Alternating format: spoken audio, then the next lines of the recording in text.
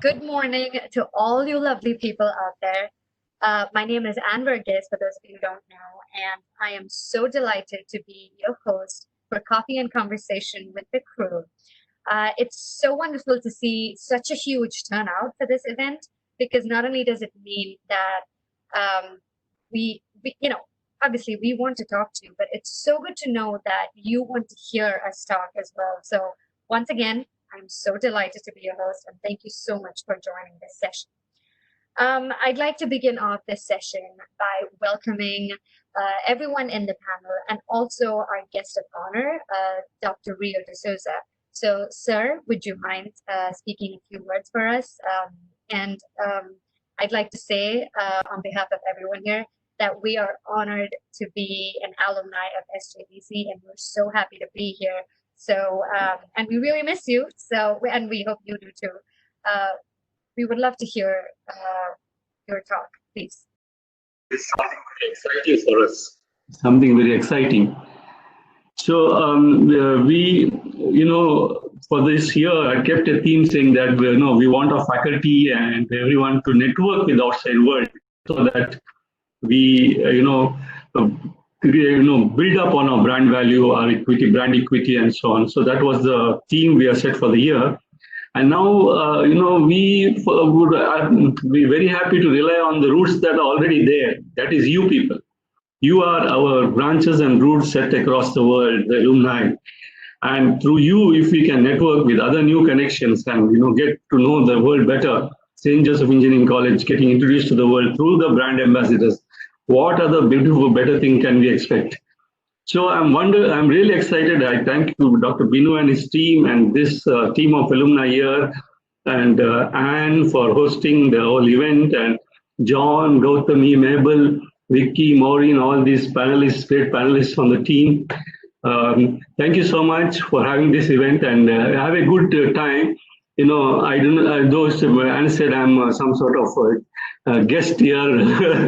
Thank you, Anne, but I do not want to become kebab mein haddi. So I will stay for 2 minutes more and then I will quietly leave. I have other work to do. But I'm excited for the event. All the best to all of you. Thank you. Thank you so much. Thank you so much for being here. And I just want to reiterate your point I know that I say this on behalf of everybody on the panel. We are honored to be SJAC's alumni, and this is such a good moment where we feel we can pay it forward and we can give back to a college that gave so much to us. So we're happy to be here equally, and I know I speak for everyone on the panel. All right, guys. So before we get into the deep stuff, how about we break some ice with a small icebreaker? This is just a way for you to find out. If you already know us, then it's a good way to find out how much you know us. But if you don't know us, then this is a way to know us, let's say. So the theme of this icebreaker is two of our panelists, Maureen and Vicky. They would send out a poll with one truth and one lie. Each of them will say one truth and one lie. And you need to guess which one is the lie. So this should be fairly easy because we have done similar things at SJEC, but also it would depend to a certain degree of how much you know them. But regardless, the whole point of this activity is so that everyone can have fun, and we want you to interact with us. So, Binu sir, can we send out the poll? Okay, so I hope everyone can see on the screen. This is from Maureen, one truth and one lie. So we want you to pick the lie. A, I jumped over the college compound wall during a sports day. B, I once had food at the college canteen and did not pay for it. So you have 27 seconds in total, and your time is running out. So please lock in your answer real quick. Okay. I hope everybody sent in the poll questions. I hope that was enough time to think. If not, please let me know via the chat box. No problem at all. We can do it again. All right. So with the assuming that everybody else. Oh, okay. So I guess we have the poll results in. Yes. Okay. So if I'm correct, they picked the lie as I once ate at the canteen and did not pay for it. Guys, I will never eat food and not pay for it. What I did is I jumped over the college compound wall and I had help. I didn't do it alone. And once I got on the wall, I knew it was a bad idea. And I'm not going to name names, but that's what I did. And that's the truth. And I can vouch for this, you guys, because I was there when she jumped over the wall. So that's totally true. All right, so let's move on to Vicky. What say? Vanessa, can we have the poll in for Vicky? Okay, perfect. So Vicky's option A. In my second year, I once attended a maths class in the CS department and the day was 14th of February. B. I have forged the signature of the hostel warden. So take your pick, guys. Come on, people.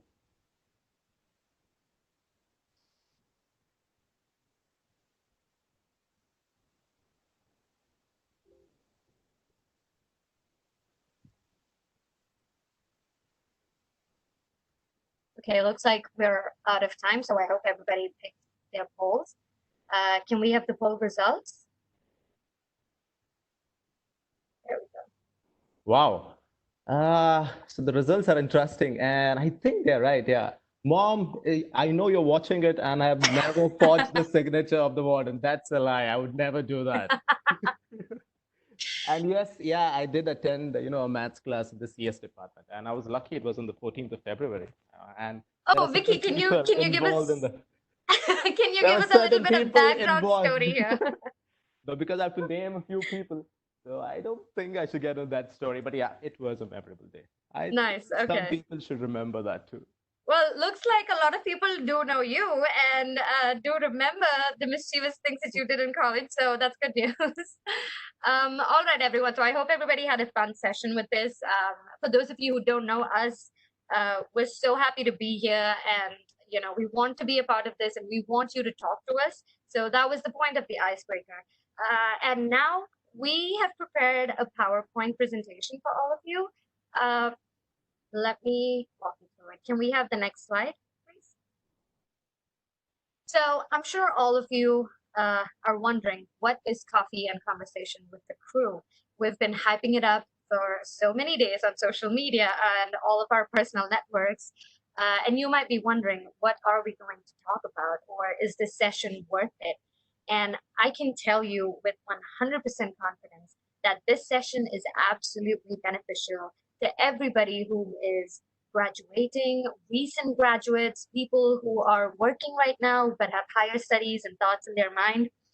This session is open to all of you because, and I can vouch for all of the panelists present here today. They are people who are tremendously successful in their life today.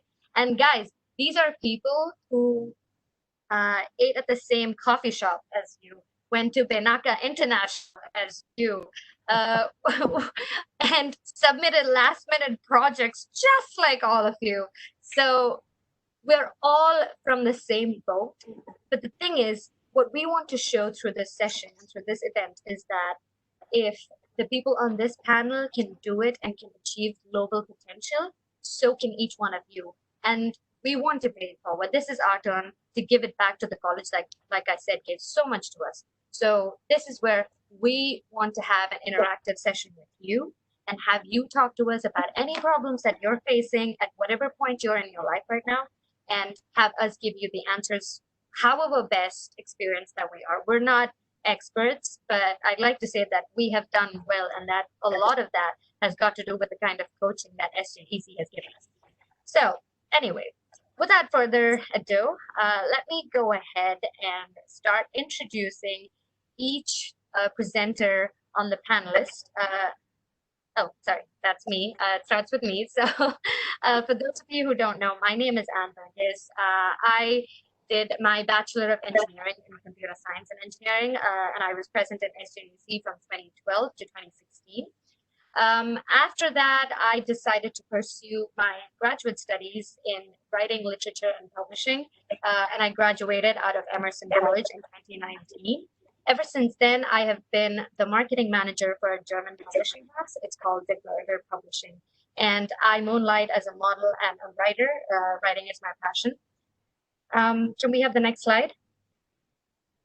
I want to give a little bit of backstory here. So obviously, through the picture of the microprocessor, you can tell that that was engineering, and I shifted from engineering to something that I was passionate about, and that was books. But thing is, ever since when like I'm sure, like most of you who are still in college right now, I wasn't sure of what it is that I wanted to do. The only thing that I knew was that, I have a fascination for books, but I did not even know what I wanted to do in publishing. But one thing led to another, and because of a lot of coaching, a lot of guidance, a lot of mentorship, and some good networking, and a lot of good friends, with whose help I am where I am today. And I was fortunate enough to intern at Hachette, the publishing group, which, if you don't know, is one of the top 5 publishing houses in the world. And then in the meantime, I competed for some pageants. So that's that right there. But there's another point that I want to stress on, and I specifically included the pic of a microchip processor in that slide at the top right, if you can see. So what I'm trying to say through that is I did not do so well in my engineering, especially in a subject called microprocessor in MP. But the thing is, that did not define me, and that did not define who I was. At the time, I was devastated because I thought, oh, this is the end of the world. Like, I failed an exam. Yes, I did. I failed an exam. So I thought, this is the end of the world. This is the end of my career. But that does not make or break you.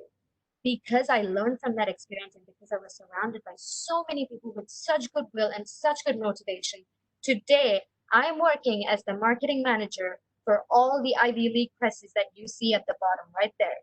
All the Ivy League university presses, excluding 25 other university presses in North America and in Europe. I get to interact with the directors of each of these presses, and I love what I do right now. So this is just a brief intro to tell you that if this story resonates with you, stick with us. Stick through us this entire session, and I'll tell you why it will pay off. So that's it. That's all about me. Let's move on to the next slide, and that is Gautami. Gautami, the floor is yours. Hey guys, oh, there we go. That's me. Was me right after I finished my engineering. It's exactly 2017, in 2017 or something. I was at my native place, and that's where my mother used to do her picnics with her school. And I went there because I wanted a last picnic before I come here. Well, sad story. Anyways, I'm a project manager in IT, but I am a mechanical engineer from SJEC, GOMEC. I've been working in IT. I see John is just fist pumping there. I've been in IT for a year now. I've done my master's in Australia here with project management and engineering management, but I've chosen my career as a project manager. Can we go towards the next slide? So you can say that I love water. I've been in Mumbai and Brisbane. I choose to surround myself with water. I've been a life. I had a brief 6 months in Bangalore when I deferred my uni for a semester, and that was fun. But the one thing I missed there was water. That lake is not what I was looking for. Anyways, few things about me. What I love to do is travel. The picture you see, that beautiful beach, is on Magnetic Island here in Upper North Queensland, and I was there for my New Year's and did not know 2020 will turn out this way, but I'm so glad I started off the year that way. I love to volunteer. I've been volunteering since I was in school. Not all in different things. It's usually with kids or with my own school. In SJEC, I did some volunteering. I was a part of Make a Difference. Here in QUT, I've been volunteering for 2 years. I'm now an alumni volunteer of sorts here.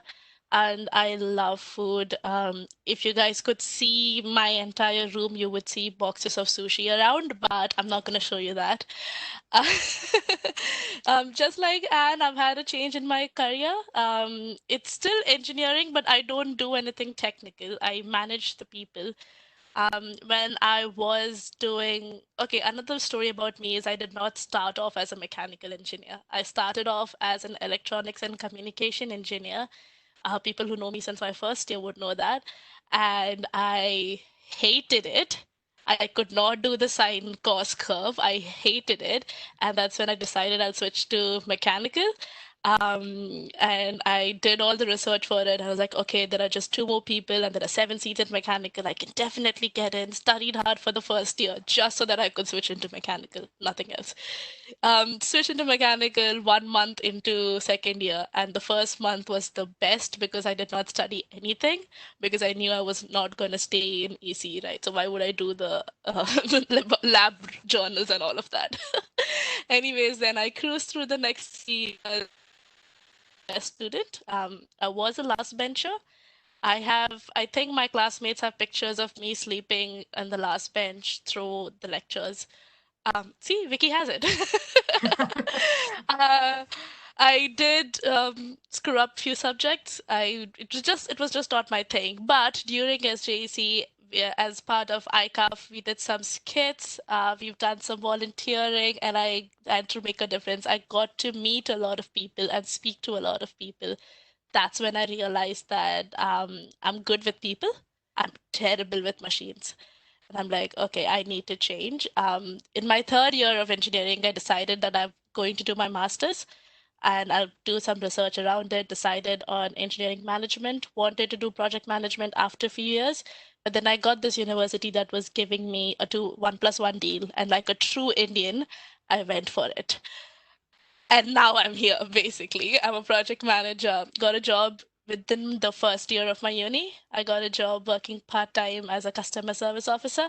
And now I got promoted to project manager like this month because I haven't graduated yet, guys. I finished my exams, but there's no graduation because you know why. But that's me. I'm sure a lot of people resonate with you about the graduation point, Anthony. So don't worry, you're not in it alone. It's all right. We'll have a Zoom graduation anyways. It's fine. Of course, definitely. All right, so time to introduce the next person on the slide. We have Mabel. I think we need to, yeah, there we go. Hey guys, There so you can you hear me? Am I audible? Yeah. You're audible. So I joined SJEC in 2013. Graduated in 2017.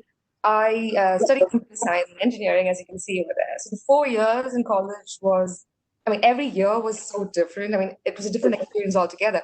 First year, when you come into college, you get away from home. It's my first time experience staying away from my parents.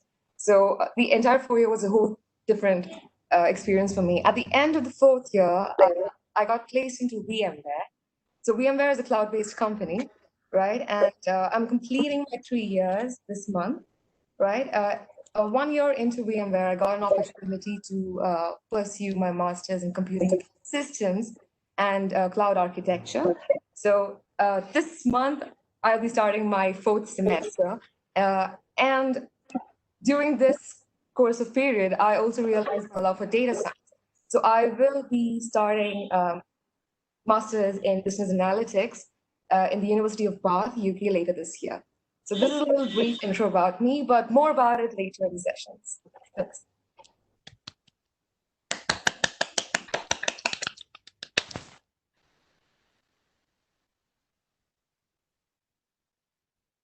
Sorry. Thank you so much, Mabel, for that introduction. Can we have the next person on the slide, please?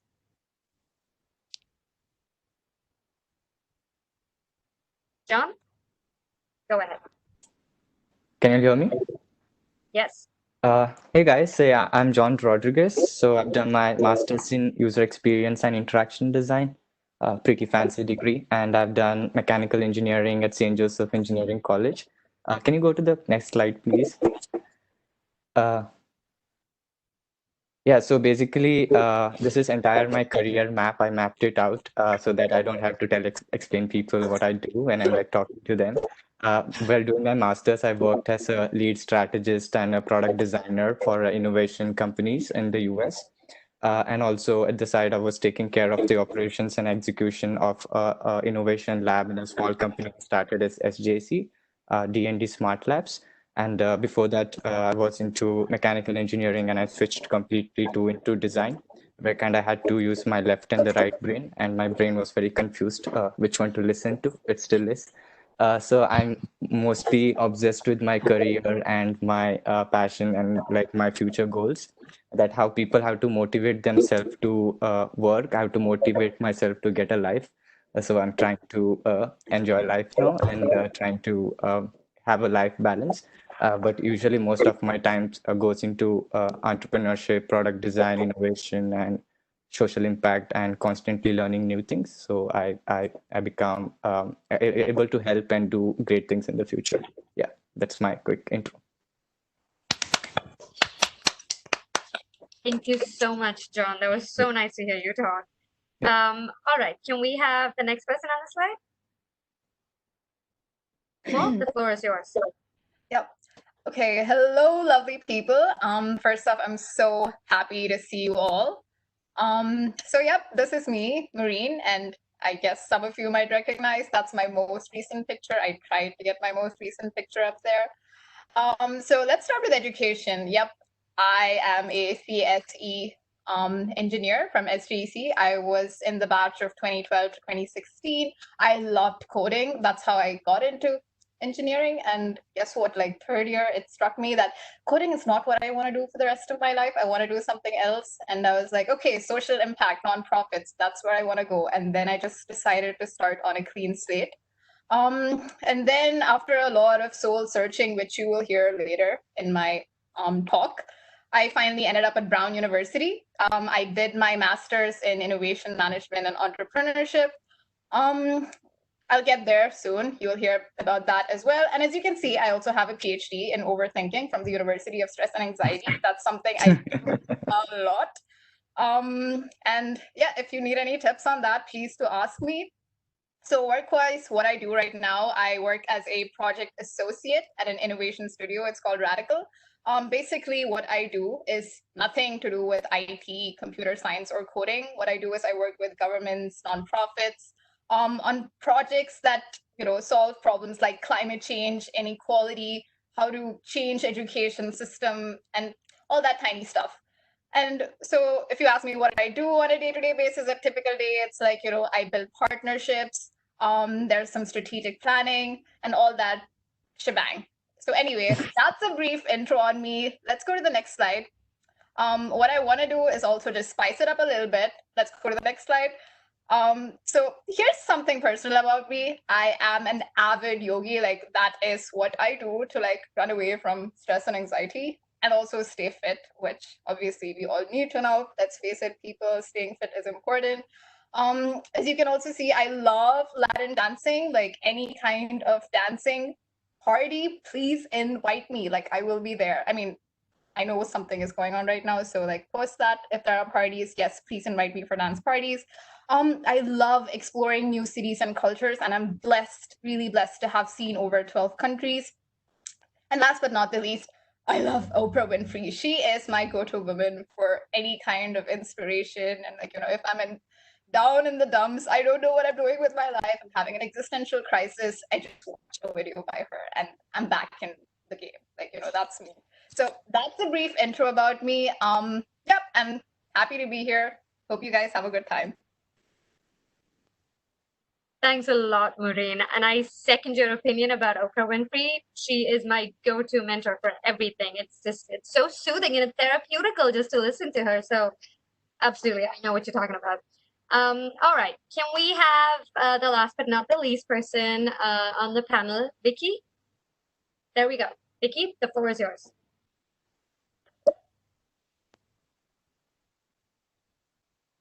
Hello, am I audible? Yes, you're audible now. Yes. Go ahead. So hello, everyone. It's a pleasure being on the panel. And I would say the reason behind, being part of this panel is not just that I graduated from SJAC. I'm a part of SJAC. I'm still a part of SJAC. I carry SJAC with me every day with all the people I meet. And secondly, the panel that you see happen to be the people that I have worked with. I have, had my ups and downs with them. I have seen them grow and I've seen them, nurture other people. And for the very fact that all the panelists are also hostelites. So, hostelites have a special place in SJAC. So, yeah. So that's a little about, the reason me being on this panel. So I put up 3 pictures, and the first picture, I stuck to the picture of my 4th year, wherein, I would love to freeze that moment forever, because the 4 years in SJAC have, transformed me in different ways, which I will speak about it in the later slides. And you see me, having some fun in another picture. Yes, I love, traveling. I have experienced traveling in different ways. Probably, walking down a lane and finding a restaurant that serves seafood probably would be something very exciting for me these days now. So I do that as well. Can we go to the next slide? Yes. So I'm an alumni of the batch of 2017, and I'm pretty sure a good number of people from that batch have joined in. So, high five to all of you. And yes, I'm a mechanical engineer, and, mech keys are everywhere. So a cheer to that. And last but not the least, yeah, I'm a hostelite. So I have been in SJAC not just as a student, but as an inmate, as a little boy running around from his first year and growing probably into a more graceful person by the end of the 4th year. And yes, hostelites need to have a virtual meet. So the management, please give us a meetup. And can you go to the next slide? Can click? Yes. So my current profile is I'm a solution consultant. I work with people, products, and technology, and I connect them together. That's what I enjoy. I enjoy bringing people together, giving them the gist of technology, and helping them grow and be more innovative. So that's what excites me, and that's my current profile. Yeah, my work expertise is I work in something known as additive manufacturing, which is purely a mechanical term. But I also work with the IT companies on something known as Industry 4.0 digital transformation, which are probably the buzzwords for now. But I'll speak about it in the coming slides. And yes, at the end of the day, as I said, I work with people. So business development is probably something that excites me, and I will really take this forward in my the days to come in my career. And as of date, I am based out in Dubai, a city that is known for its innovation. It's known as the hub for international business. So I'm glad to be in this city. Could you go to the next slide, please? Yeah, so just to give you a gist of myself in a nutshell, yes, I'm from the city of Belgaum. Now it's called Belgavi. And I'm sure every one of you know this city. Guess why? Because VTU is stationed in this city. So if you don't know the city, please, you're not an engineer. So I'm from the city where VTU is stationed. So, and a little about me, as I said, I love seafood, and it's been something that has always been close to my heart. And since I love seafood and I'm a little lazy, I decided that the beach is my happy place. I can find food, I can rest in a shack. So yes, the beach is my happy place. You can find me at the beach. That's a glimpse of my whole journey in SJAC. I loved being a part of the cultural events, not just engineering. It was the cultural part that kept me growing in different ways. It helped me grow and work with people from other departments, which I'm sure many of you are doing the same. Let me click next. I started off working in the city of Bangalore. I was there for a few months. I'm sure a lot of SJAC folks are in the city of Bangalore for the obvious reasons. And I got a chance to be in the city of Pune as well, which is probably one of the the smartest cities that India hosts. Later, I moved to the city of Hyderabad. So I've got a good South Indian triangle going out there. And currently, yes, I'm in the city of Dubai. And We can't hear you. Vicky, you're muted. Okay, am I in? Yeah. Yes. You're good. So yes, I idolize Harvey Specter. So if you have a conversation with me, you'll hear me throwing dialogues from these suits. And if you see me, saying all this stuff, please do, join in with me and have a conversation on this series. And currently, yes, I am, can we click next? Yes, I'm watching the series Dark. So I'm sure a lot of you are watching this, and I think we need to have a catch up on this series. I have a lot to ask you guys. Please help me. So yes. So this is all about me in a nutshell, just to give you a gist that, I am what I am. And just like you, we can resonate in different levels, probably the way we have grown, the cities that we have been with. And in the coming slides, yes, I will speak more about myself and connect with you at different levels. Over to you, Anne. Thank you. Thank you so much, Vicky. And of course, we need to have a session to discuss about Dark. But going forward, sorry, Gautami, you want to? Oh, sorry, I didn't realize I was not muted. I'm just looking at the chat, and Shashank has been doing a case study on Dark, so definitely. Definitely, guys. We need to do another session soon. All right. So everybody to the audience, I hope you heard from the people in the panel, and some of them, you don't know some of them, but I hope this brief introduction gives you a good idea of who they are. If not, don't worry. Your favorite people are going to be talking again soon, so stay tuned. But before that, let me give you a brief overview of what is to follow, so you know what is in store for you. We want to discuss or touch on three topics or three sessions. And in the survey response, some of you have responded to our survey that we sent out a couple of weeks back. And depending on that survey results, sorry, I'll get to that. I'll get to Janice real quick. So depending on the survey results, responses that we got, we have come up with three sessions that we think, and we hopefully we know, depending on the responses, that you want to hear us talk about. The first session is higher studies and career aspirations. What you want to do post-graduation if you have higher studies on your mind, or if you're working right now, but at the same time you've been thinking about pursuing higher studies in either the field of engineering and stick to it, or if you want to switch careers. We have three people on the panel who are willing to walk you through the entire process that they did, and we have been very careful in selecting very diverse perspectives to involve in this session.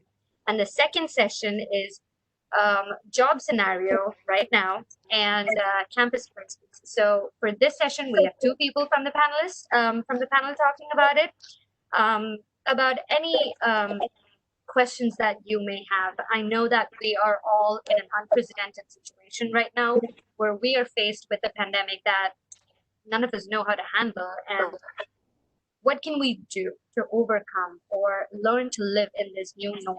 What is the job scenario like now? How can we make the best of it? Let's discuss all of this in the second session. And the third session, this is what I am most excited about, because this is something that strikes a chord with me. The third session is, why is SJC so special to us, and how has SJC helped us to get to where we are right now? And I know that most of you, when you might be looking, when you had the brief overview right now, you might be thinking, oh, I don't know, most of you switched from engineering to something else. So how is SJC going to help us? Well, stay tuned. And I assure you, this is something that we need to talk about, because personally, for me, if I am anywhere in my life right now, it's only because of how SJC molded me both professionally and personally. So this is what is in store for you, and I hope all of you are going to stay right here. There is a question in the chat box that says, how long will the sessions last? So each session is aimed to be 15 minutes. The first session, we have 3 speakers, so it can go a little bit here or there. So 15 to 20 minutes, I think it's safe to say that each session would be. But at every session, if you have any questions, I ask that you keep it until the end of the event, where we have a Q&A session. if you can send your queries and your concerns into the chat box during that session, I would be more than happy to raise it to each of the panelists. Either you can target a question to each of the panelists and you can have them specifically answer it depending on their experience, or you can just pose a general question. That is totally up to you. But I ask that you wait until the Q&A session because I don't want your questions to get lost in between all the other wonderful, nice comments that we're getting in there. But hi to everyone who's been saying hi. It's really nice to talk to you all again. But before we get into the deep session, we have one treat for you, and I take very pride in introducing to you Janice Mendes. Can we have the slide for Janice, please? So for those of you who don't know Janice, Janice is a second-year CSE student. Yeah, CSE people, I'm CS for those of you who don't know. So I'm, yes, exactly, Maureen, let's go. So I hope there's a lot of CSE people right here. If there are, can I get an amen in the chat box? I'm kidding, but no, I mean, feel free to do it. But yes, so Janice is a second-year CSE student. She was born and raised in Kuwait, and she's been singing since the age of 12. She loves to do pop songs. She is a natural performer. I'm sure most of you know her already. And she takes pride in being a people person. So, ladies and gentlemen, on the panelists and everybody in the audience, please join me in welcoming Janice. Woo!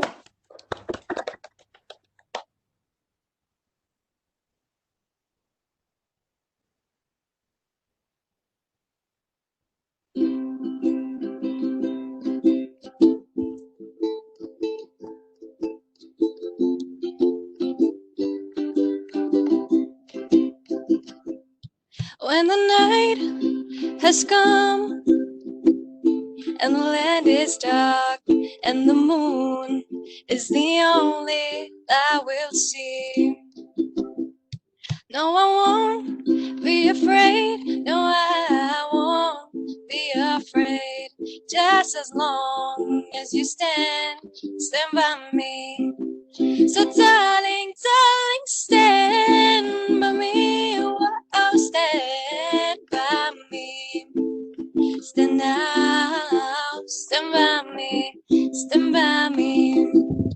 If the sky that we look upon should tumble and fall, or a mountain should crumble to the sea, I won't cry, I won't cry, no, I won't shed a tear.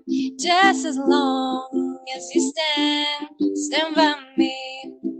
So darling, darling, stand by me. Oh, stand by me. Stand now, stand by me, stand by me. Whenever you're in trouble, won't you stand by me? Oh, stand by me. Stand now, stand by me, stand by me. So darling, darling, stand by me. Oh, stand by me. Stand now, stand by me, stand by me. Thank you so much. Janice, that was wonderful. Thank you so much. That sounded beautiful. And I'm sure it must have been difficult given that you're doing it virtually. Even so, you did such a brilliant job. So thank you so much for that. All right, guys. So with after this beautiful treat, we are going into our first session, which, as I promised, is higher studies and career aspirations. So talking for this session, we have Maureen, John, and Gautami offering three different perspectives as to what they have done in terms of higher education and in terms of switching careers. So one thing we noticed when we sent out the survey was that the most number of responses that we received, it was all about what is the procedure if I want to pursue higher education? What exams do I need to take? What is the best university? What is the best master's for me? How is the immigration law like right now, especially in the US? So I'm sure a lot of you have these questions. So I'm going to give it to three of these wonderful panelists to take care of all of the questions that you have. And I just want to reiterate it one more time. If you do have any questions during the session, please take a notepad and a pen and write it down and put it in the chat box at the end of the event, which is a Q&A session where you will see a Q&A slide and I will give you a prompt. Thank you. All right, so I think, can we move on to the next slide? Maureen, it's yours, so feel free to take it away. Thank you so much, Anne, and thank you, Janice. That was an amazing, amazing performance. Okay, guys, so getting serious, well, a little bit serious. Let's talk about higher education and career aspirations. And you can see my first slide. It says, trust the process. And I think if anything, that's the headline that I want you to leave away from me personally, like, trust the process. I didn't know where I was going to go and if things were going to work out, if engineering is going to add up to everything what I was going to do. I just knew what I wanted and I, took the next right step that made sense to me from everything that I had read and spoken about and spoken to people about. And so that's what I did. I trusted the process. And so can we go to the next slide? And I also want to say, trust me, trust that what I say will be useful and there will be something useful for all of you from whatever it is that I'm going to say. So now let's kick this off. Next, please. Let's rewind to 2016. I was graduating. It was amazing. Anne was a valedictorian. She gave an amazing, inspiring speech. I was so inspired. I finished my engineering with FCDs and I was like, yes, this is the day. But there was all this other, let's say, things running through my head. I knew for sure that I did not want to work in IT or coding. Yes, I got placed in an amazing place thanks to SJC, but I knew I didn't want to do CSE or software engineering for that matter. And and then there's this other part of me that, I was so clueless. I don't know what's the job for me. I see all these job titles, but nothing really makes sense. How do I know which one is right for me? And then I don't even know what I'm good at professionally. Yes, I knew I was good at a few things. I could speak, I could connect with people, but what am I really good at professionally and what really makes sense? Next slide, please. And so that's literally my face, I can say, during that phase of time, post SJC and engineering, what to do with my life and career dilemma. Here it comes. And I'm just crapping my pants, really bad. And so next slide. And I just want to bring up the silver lining, which I kept with me throughout all of this. And that is that, I knew one thing, that I wanted to work in social impact. And, I'm not going to settle for anything else. I want to work in a place that really changed the world for the better in a grand scale. And if that parameter was not satisfied, then I don't need to go for this. I think that is what I kept my guiding compass as. And so next slide, please.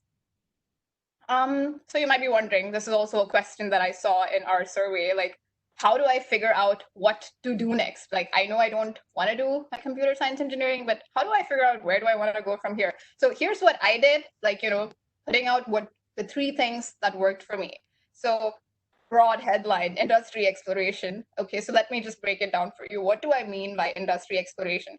Basically what I did is okay, I know I want to work with social impact. And the most obvious choice for me when I thought of social impact was nonprofits. Okay, they make impact and they're serious about it and they don't lie about it. Let me find a job with nonprofits. And I went crazy with that. I came back from Mangalore to Dubai. That's where I grew up my entire life. I reached out to close to, I think, let's say 30 nonprofits that work here. I just went crazy and one of them got back and they took me as an intern. And that was an amazing experience. That's where I learned that I was good at. And my love, can you please mute yourself? I think you are. Yep. Thanks, my love. That's great. Okay, so where were we? Yes, industry exploration. I took up my internship with a nonprofit, figured out a few things that I was good at, and then I jumped to Apple. That was more of a fun job that I took up on the side because they liked me and I got through the interviews and the money was good. But again, I learned a few more things that I was good at. And so the next thing that I did is connecting with a lot of people. Again, I had no idea what kind of a job it is that I wanted to do. But I found a lot of inspiring people on LinkedIn, and also within through people I knew from SJC or otherwise.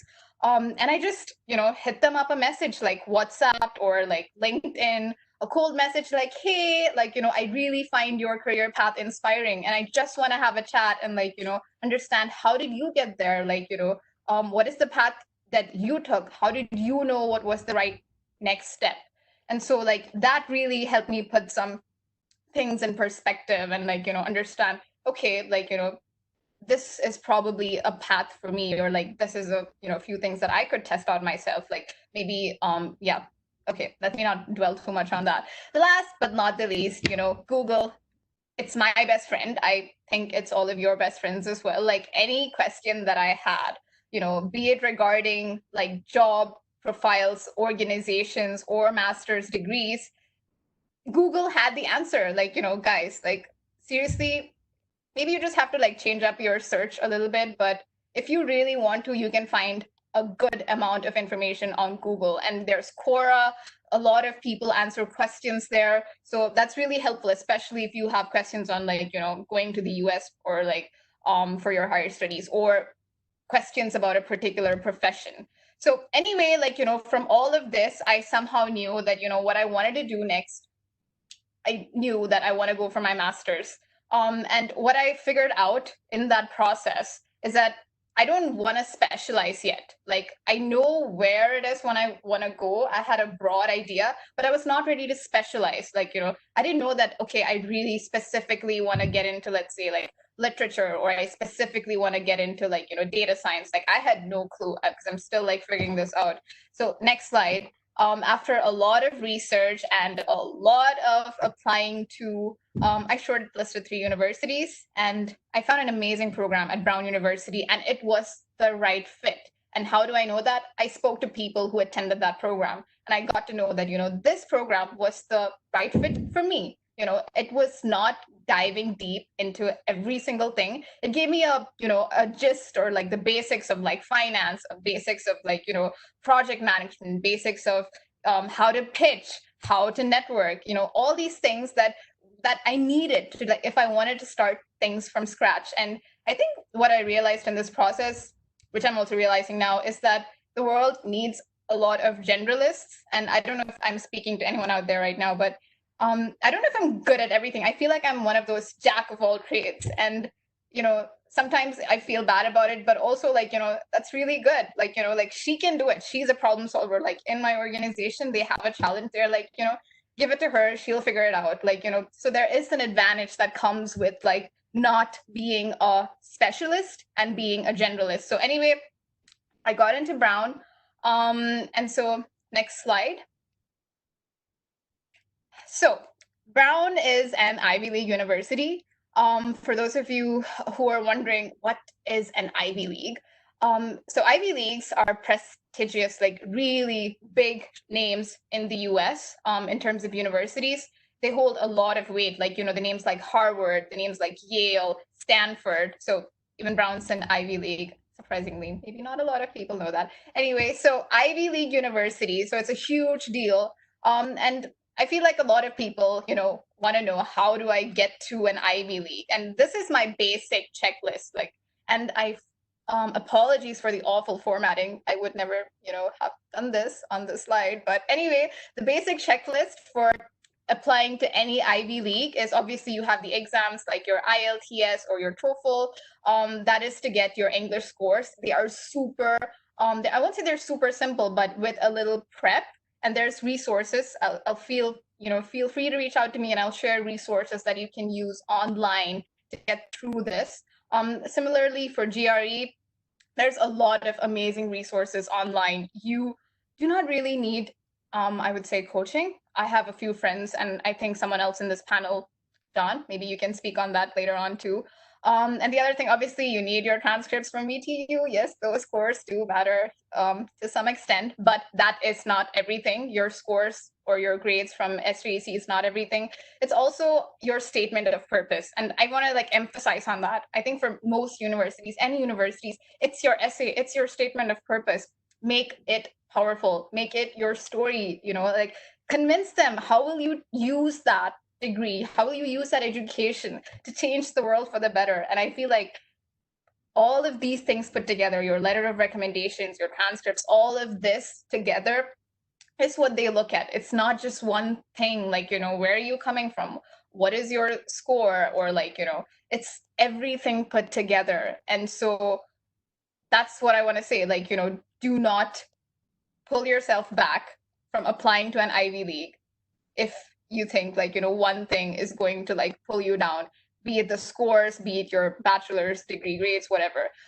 So let's go to the next slides. So before I move on to anything else, I want to tell you 2 things that I learned in this process, and I don't want anything to go through that. First thing is, do not hire a consultant. This is my personal opinion. I had awful experience with them. I spent a lot of money on them, and I got to learn at the end of this amazing process that this is a really straightforward process. It's really, really simple. And I want to use a strong language here, but I'm not going to do that. The process is super straightforward. The university has like set up this amazing, simple, user intuitive application process. Questions are straightforward. You do not need anybody's help. And if there are those supporting materials that you need help with, like your SOP, there are people that can help you with. Do not work with these consultants. They are just looking to eat your money. It's their business after all. So my advice to you, do not hire a consultant. The second thing is, again, a personal opinion.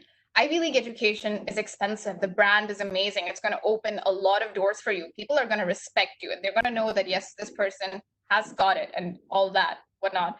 But, forgo it if you can't afford it. Like, if you can't finance it, or if you cannot get a scholarship, like, it's not the end of the world if you don't have it. Like, every other university, a lot of other universities offer amazing, good education. So Ivy League education is not the end of the world. And I'm saying this from experience of like, you can just search on Google. I think like it's the minimal percentage of the most biggest change makers that have like come out of Ivy League. And so like, let's go to the next slide. And this is a question that I hear a lot. And I myself had this fear, like, when applying to Brown. And I just want to say like, yeah, like, you feel like you're not good enough to get into XYZ university. I'm not good enough to get into Indian School of Business. I'm not good enough to get into, IIMs or whatever it is that you're thinking of. You might say, I'm not good enough. And that's what I want to talk about. Can we go to the next slide? So come back. I think what it comes from, if you really look into like, why are you fearing from applying to that amazing university, is your fear of rejection, right? That's what it is at the end of the day. Like, I'm going to get rejected, So here's my 3 things to like tell you for that. First thing, it's give it a shot. Like all of you guys here, like, I don't know where you are at your point in your life, but you're at some point, got into SJEC. And I just want to say, if you've made it this far, you're a smart, capable, and amazing person, and you can do it. So give it a shot, because I know you have it in you. Like, I got that far too. And so you can give it a shot. So you should give it a shot. The second thing is, again, I think one of the most important things, like we all think that we have to do things alone. And there's this amazing quote that I've read, like, a successful person, okay, I can't remember the quote, but anyway, behind every successful person is actually a lot of other people who've like pulled in to make that success, right? So that's what I want to say, like, don't do it alone. Like, do it with your friends, like, use your amazing SGC alumni network, like, reach out to us, like we can help you with like, small things, especially your statement of purpose, but you don't have to do it alone. Like, use the amazing community that is around you, and that will help you. And after you've done your best with all the application, you've put everything together, you've done your best, like watch some Oprah, chill, you can't do anything else, like leave the rest to the universe. And so next slide, please. And so let's say you apply and you get it. Amazing, great, good job, congratulations, you guys. And for those of you who feel, who don't get into these top universities, again, next slide, I want to say, this is the main thing I want to stress on, again, being successful in your life has very little to, getting into the best schools in the world. It's a lot of other things. It's your drive. It's like, what do you want to do and how much work are you going to put in for that? It's your resilience. Like, how many times are you going to pick up when you get knocked down? It's, how you connect with people and, how you use those relationships to like take you to the next step. So it's not just your education or your university. It's a lot of these other things. So don't bank your success on just getting into a university. Like, a big tip for you. And so like next slide. Yes, I spoke about Ivy Leagues and I said like, maybe if you don't get it, it's fine. But I feel like, if I've spoken about all this and, I had the amazing opportunity of going to Brown University, and if I don't tell you like, what I really took away from this, then it's not, I have not done this session my justice. So next slide. I'm just going to give you like a few highlights of like, what I really took out, like, a few highlights of what I took away from my time at Brown. So as I said, this particular program that I, did at Brown, it gave me a taste of different things like business, finance, project management, like pitching, how to talk to investors, like a bit of everything. And I also want to say, like, the people who came to Brown, they really opened up my mind. And I think that's what I'm trying to say by like thinking cross-sectorally and cross-culturally. I sat in a classroom with like political scientists and let's say like, someone who's written like 5 books. And so, I sat with some really smart people and I was overwhelmed. But, when you talk and interact with these people, they blow up and they open up your mind gets stretched. And I think that's really helped me in like, in the career that I wanted to pursue. And so, yes, that happened to me as well. Another amazing thing that happened is these wonderful people that I met in my program. Like, I made a lot of friends and most of them were from China. Yes. And let's face it, Chinese are going to take over the world at some point. So I want to have my, have something in the bank over there. So yes, I have a lot of amazing friends from all over the world, from Turkey to Morocco, to New Zealand, like all parts of the globe. And they're really down to earth, humble people. And I'm so happy that I had the chance to meet them. And the other thing that comes with Ivy League is like, you get to work with fellow Ivy League colleges. And that's what happened with me. Like, because I took this program at Brown, I got to work with Harvard scientists and I got to make business plans for them. I pitched for them. Yep. And the last thing is Brown really taught me about the importance of making connections and reaching out to people. And so, if you want to get really ahead, that is what it comes down to. Your network is your net worth. So reach out and talk to people. And so next slide. So most of all, this experience with Brown, and it helped me figure out the kind of job that I wanted to start with. Let's face it, I didn't figure everything out. I didn't have my life figured out from this whole experience. I figured out a few good things that I'm good at, and I knew what the next right step was for me. And so next slide, that's just what I want to leave you guys with. Like, trust the process. Like, if you know what it is that you want, and you believe it so deeply in your heart, just take that next step. Everything else is technicality, and there are people around here to help you. So technical questions like GREs, IELTS, feel free to put them to me. But I'm going to pause here, and that's it. That's it from me on higher education and IB education and all that. Thank you, guys. Thank you so much, Maureen. That was so insightful. All right, I think the next person on the slide is Gautami, if I'm mistaken. Can we have the next slide, please? I mean, if I'm not mistaken. Sorry. Okay, perfect. So as you all know, Gautami is doing, or recently just graduated with her master's in Australia. Gautami, please feel free to take it off. Awesome. Thanks, Mo, for just taking everyone through the entire process and entire thoughts that you have when you do your master's. Trust me, I went through similar things throughout. I want to keep it a bit more fun, and I want to talk about why I chose Australia. It's kind of weird. Everyone always asks me why Australia. First thing is, yes, QUT, the university that I studied in. I loved the student culture there, did a lot of research about them.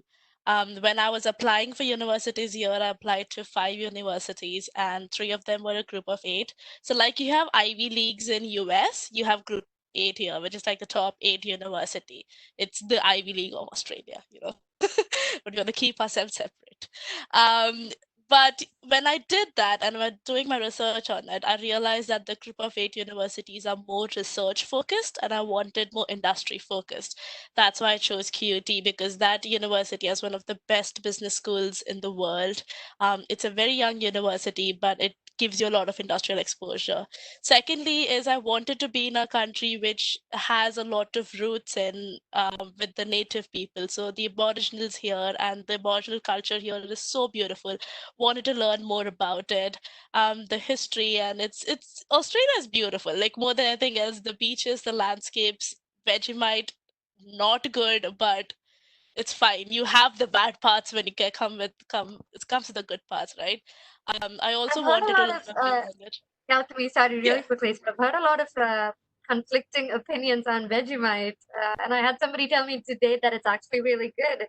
So I don't know. So it depends on who gives you your first.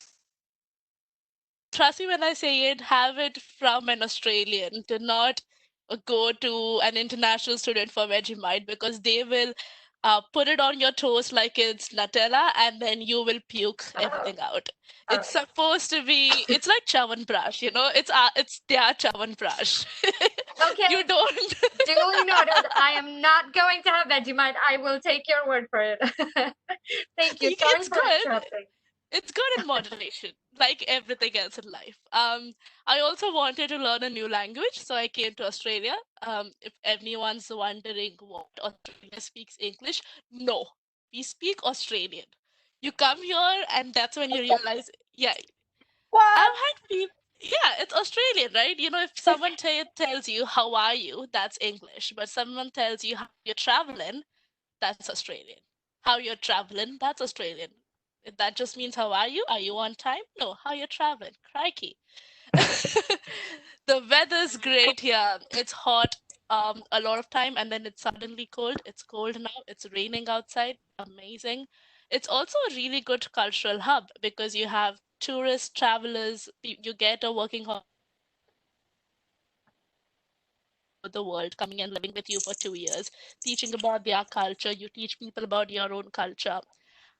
Let's talk about the wildlife while we are here, right? Let's talk about the cuties. Let's talk about the kangaroos, the koalas, the quokkas, the adorable marsupials. I'm here for them. I'm here for them. They have my life. Also the snakes, the Tasmanian devil, the huntsman, the big massive spider that you see on your wall. Yeah, if you're relatives, you're all there. It's fine. They're there. You get to hold them. You get to run from them. You get to It's burn the all place part of the down. It's all package, good. people. So It's all part of the package. it's a deal. Steve Irwin told me Australia comes with snakes and spiders. And Steve Irwin's the god here, so it's all right. Let's go.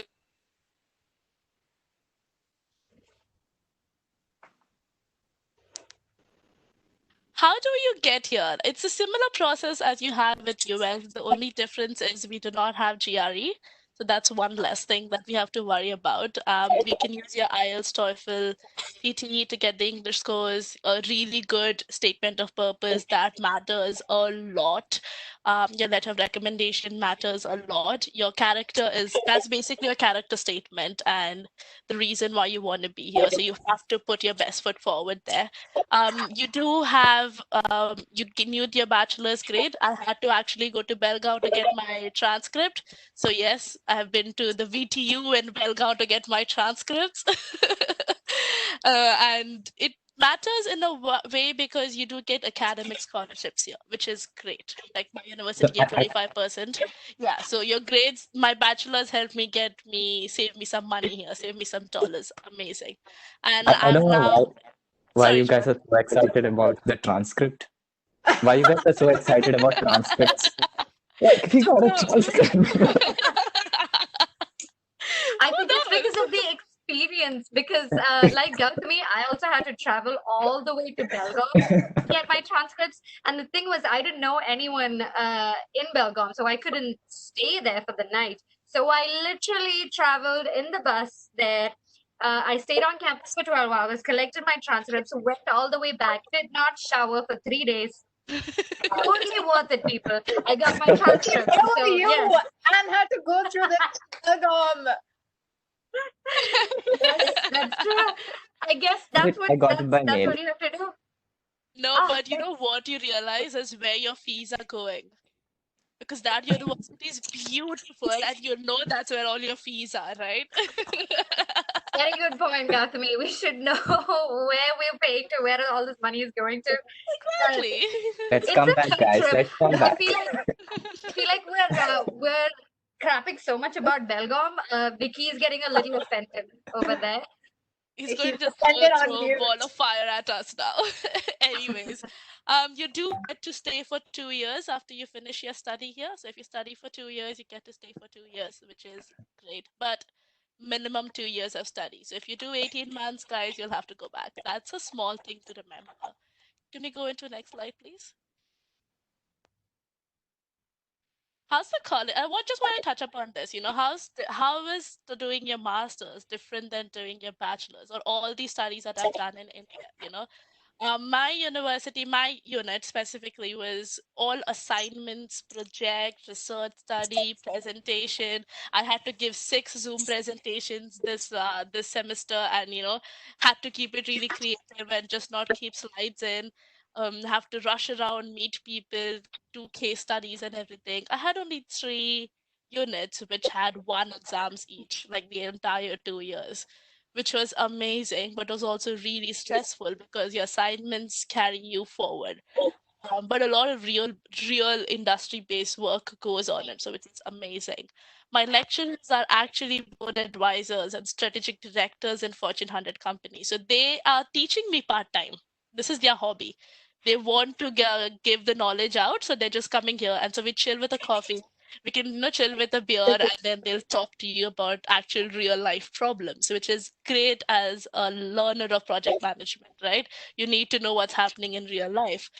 A lot of resources you will get, which we also had in SJEC, but we had to hunt for them through the fests and stuff. We used to do our skits, and we done college day hostings and stuff where we would get the transferable skills. Similarly, here you would have like a lot of workshops, a lot of events. I got to do a lot of projects with NGOs, like actually have built strategies for them, which they are using it, they're implementing it in their non-profit organizations, which is amazing. Get to do case studies with companies like Deloitte, KPMG, and everything, and they would come over here, teach us, and we would do case studies, deliver to them. Get to travel to that reason, amazing. I got to meet the ex lead scientist of Uber and the ex co-founder of Netflix. Amazing. Wanted to ask him about Dark at that point, but he was not the founder anymore, so he did not know about Dark.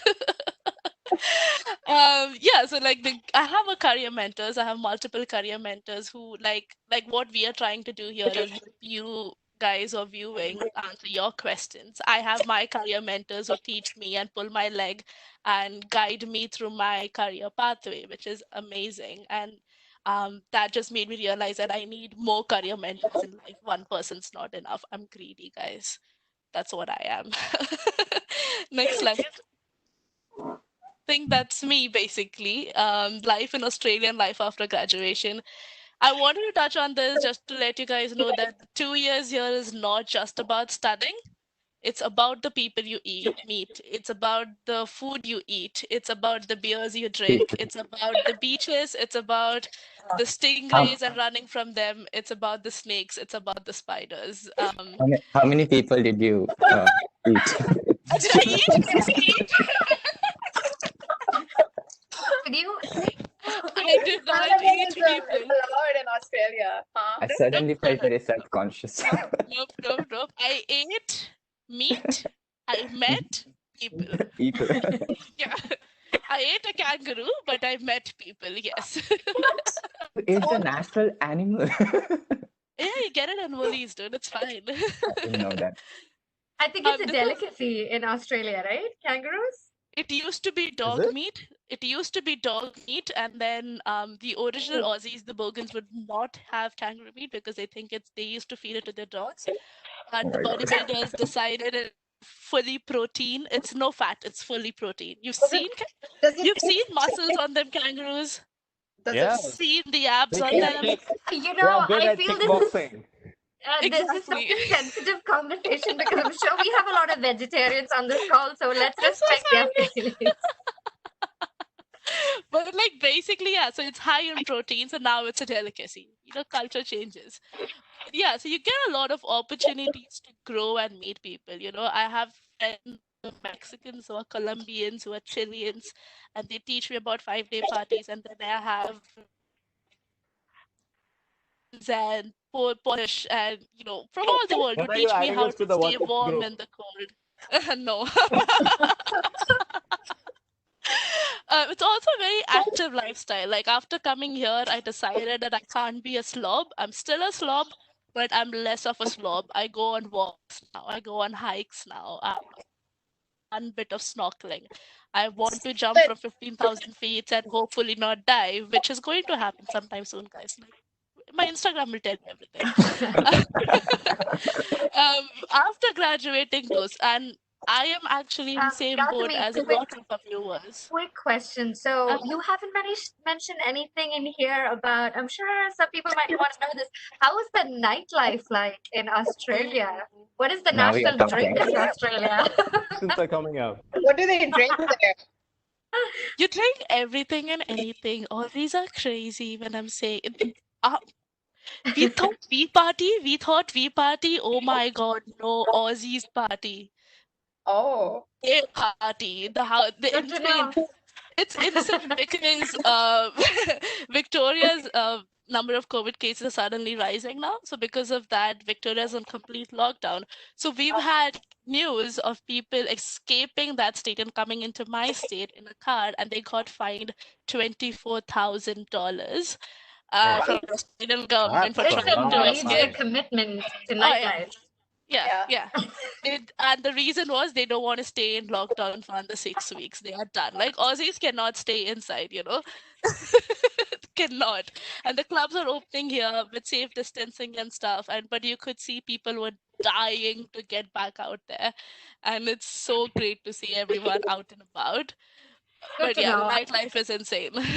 Yeah, it's good to know because apart from the higher studies perspective, I think it is important that everyone relaxes once in a while and they have Yes. rest, they have some fun. So it's good to know that there's a lot of fun stuff to do as well. It's a lot of fun stuff. And like apart from studies, if you have hobbies, like a lot of things that you couldn't do back in India, with adventure sports and stuff, like that, you can definitely take it up here. And you're in a new country, you're here to travel as well. Like explore the country, understand it, live with it, respect the land, obviously, but also like appreciate what you got. And if you're just studying for 2 years, definitely you'll be great at your studies and get a job and everything. But you might miss out on the finer things in life, which is making these connections. So the same thing, right? Like even after him, I'm just graduating. I'm in the same boat as a lot of y'all. Like I don't have a graduation. I'm only lucky is because I have a job. But all of my friends don't have it. They are all in the same boat, struggling to search for a job. They don't know what to do next. But we're also taking it day by day because things are opening up. They will open up. Nothing's going to stay shut forever.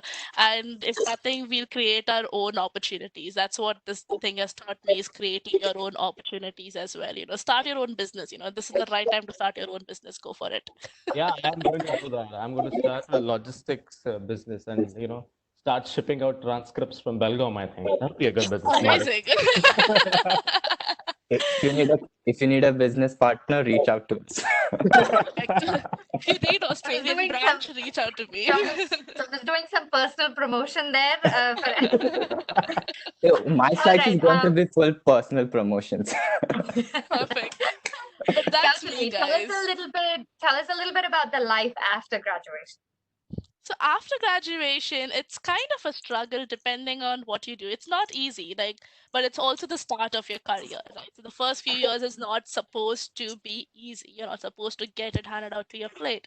But depends on how much you hustle or how much you've hustled in the 2 years while you're studying. So don't just study for a reason, right?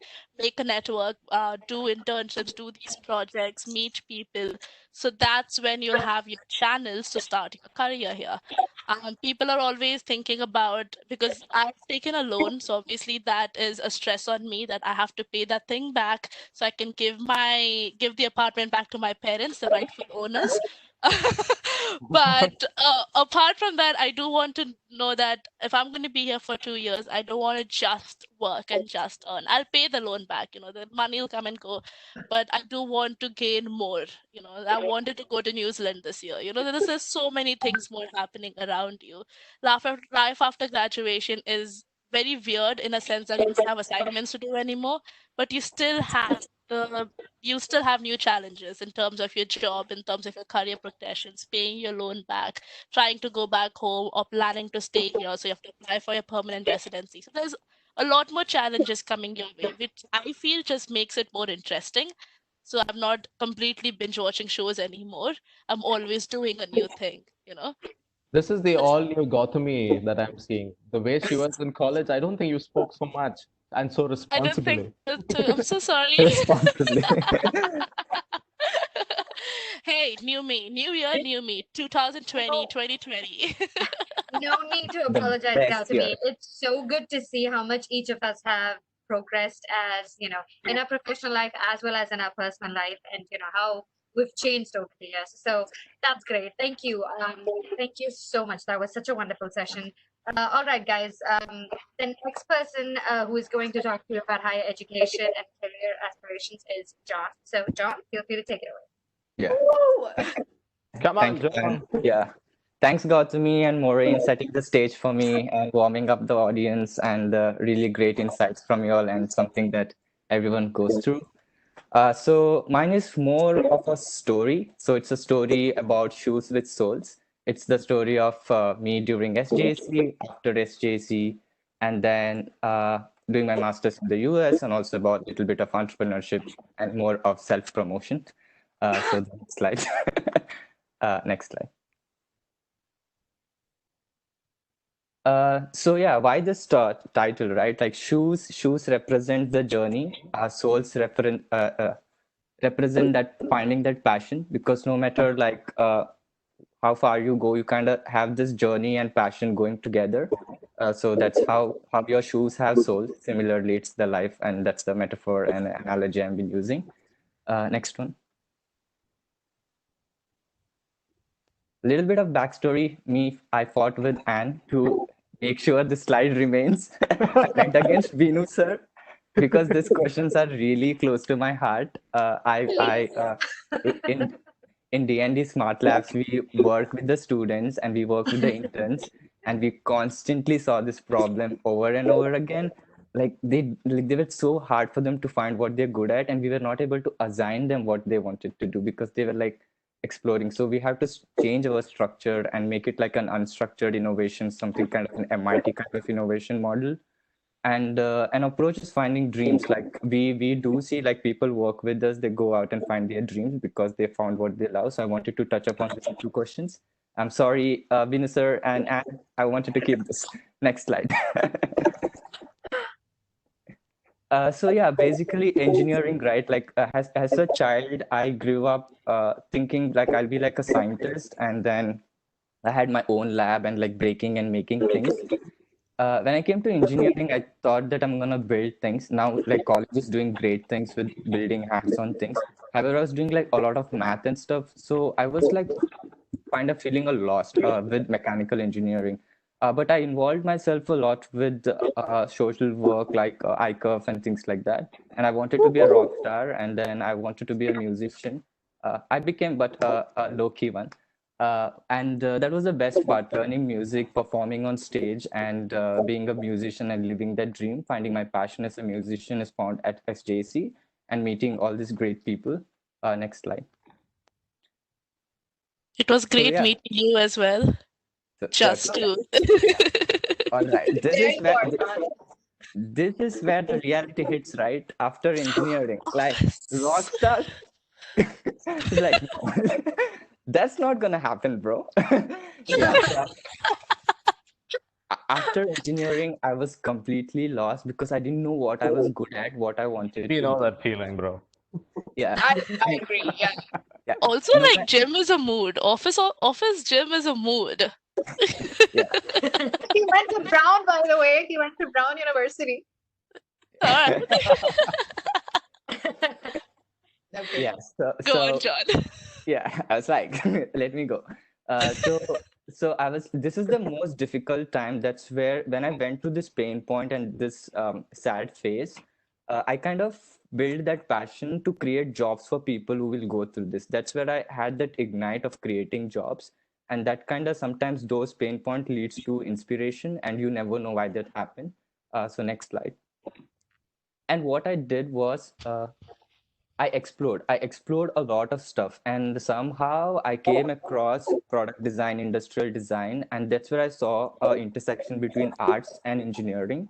My childhood dream of breaking, making things, and sketching out, and this creative thing, I found industrial design, and I explored it a lot, and started like making CAD models and things like that. Next slide. So what I did was, I did a lot of CAD models and a lot of sketches and drawings, and I kept posting this on social media, LinkedIn, Instagram, Facebook, everywhere, because I was just quite excited to show people I've learned something new. And people started reaching out to me and started giving me job offers. So I worked for as a design engineer for an agriculture technology company, and then I worked as an industrial design consultant for a robotics company. However, I constantly felt there's something missing, there's something more to it. So yeah, next slide. So going with that feeling, what I did was I started building my own products. Okay, I know a lot of skills. Let me start building my own product. And when I was building, I kind of found this platform called Collaborism, where you can make things and share it with people, and others will help you. So that behavior of like making and sharing and just keeping people in the process and bringing people together, so that virtual collaboration is something that became like my personal passion, and I became the lead ambassador for India for collaborism, and I give talks in like Christ College and things like that. And my product, CoffeeBot, picked up, and then they posted on, they wrote about it on New York Times, Times of India, Your Story, Deccan Herald, and other newspapers. SJC also published this a lot in all the papers. And that was like, that product was actually simple, but that story of people working together virtually and building this kind of product is something that made that product more enriching. That's where I found my passion for a product is just more about a solution, but about the story that goes behind it. Yeah. Next. So yeah, so we got super excited. Everybody saw us as leaders. Everybody saw us entrepreneurs. We didn't know anything about business. People asked us, what's the competitive advantage? We didn't know anything, but we started a company. So me, Claren, Winston, and Carlton, and all together, we came to college. And it's like, I remember sitting in front of Dr. Rio and telling, and I didn't have a business plan. I was clueless, but I was just like passionate about, let's put people together. Let's make combined design and development, and we started D&D Smart Labs. And yeah, that's how we started in a spawn space. Father Ajit also helped us a lot to set up the space and things like that. Yeah, next slide. So yeah, then I set up the operations. I did the painful work, putting people together, doing the legal work, and you kind of dream like when you see in the YouTube like entrepreneurs and stuff. That doesn't happen. You have to do a lot of groundwork, and then so I did all this, and I handed off the operations to Winston, and I moved to the US to do my masters, so that I will able to virtually work on the execution and the other plans. Next one. I wanted to give him credit because he has worked really hard. Okay. So basically, like, right, we worked on the navigation and technology so much, but again, that I hit that point, it's like there is something more to it. There's something missing. And that's where the meaning I was missing behind a product.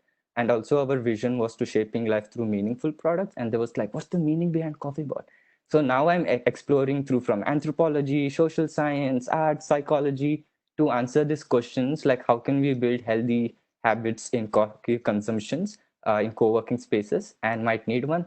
And also like trying to understand, do we actually need this product or not? Because we sometimes get too much carried out with the solution without knowing what problem you are solving.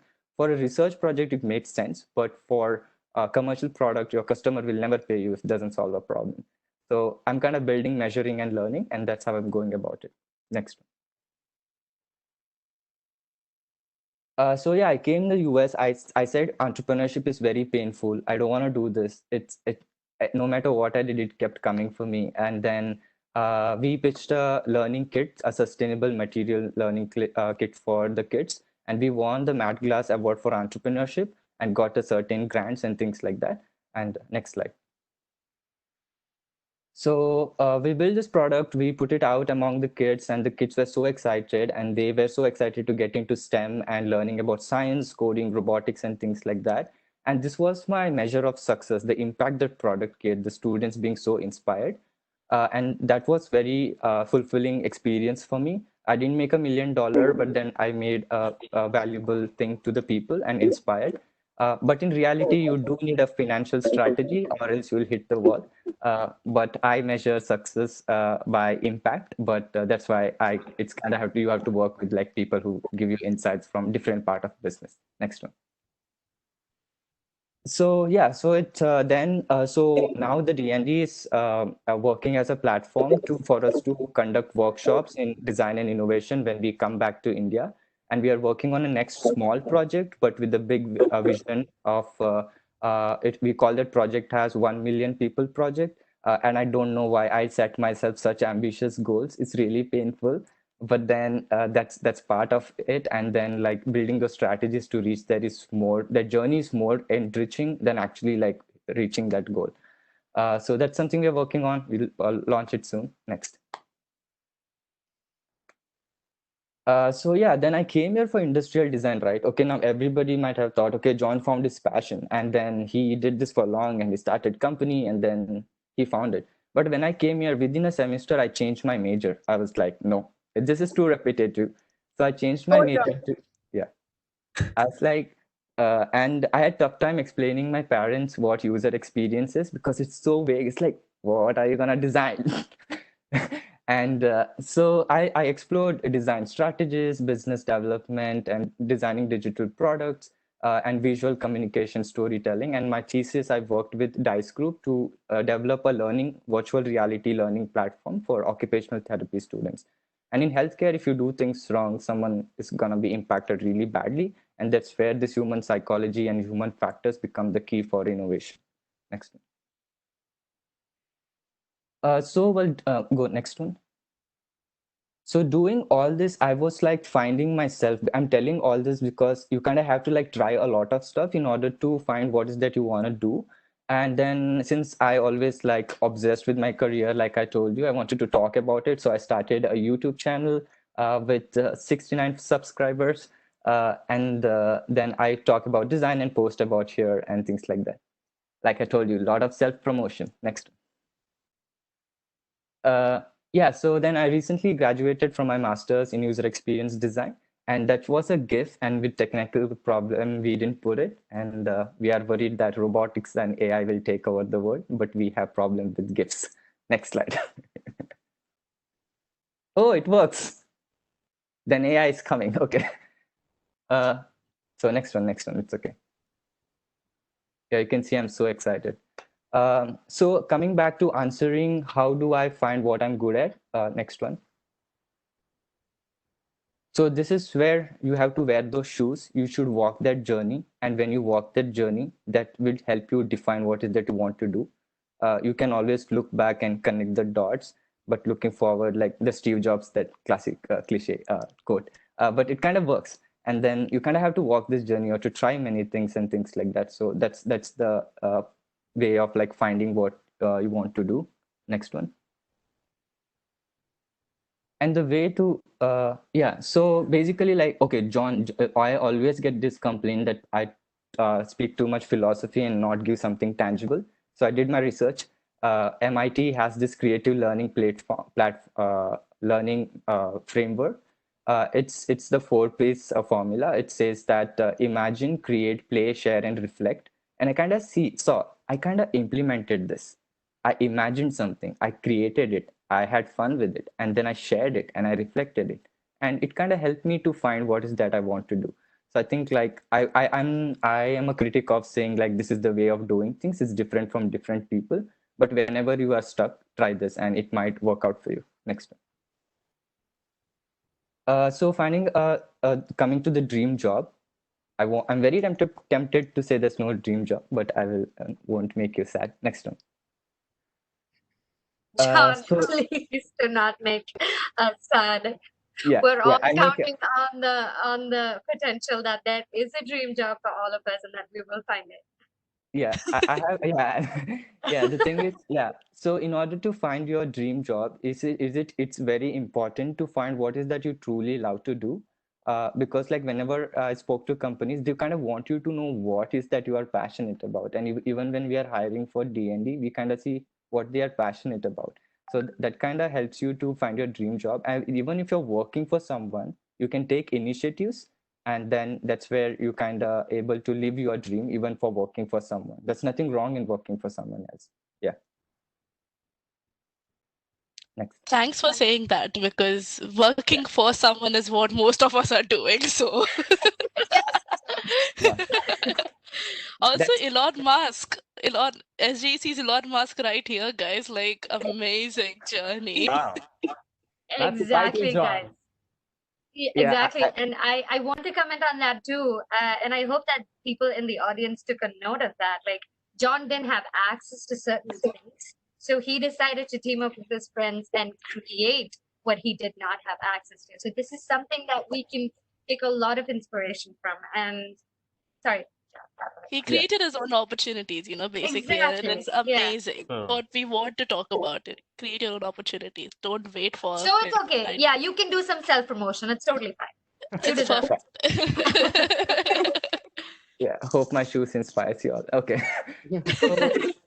So like finding the dream job. Okay, some tangible thoughts. I think it's getting too motivational. I was thinking it's gonna be funny, but not happening.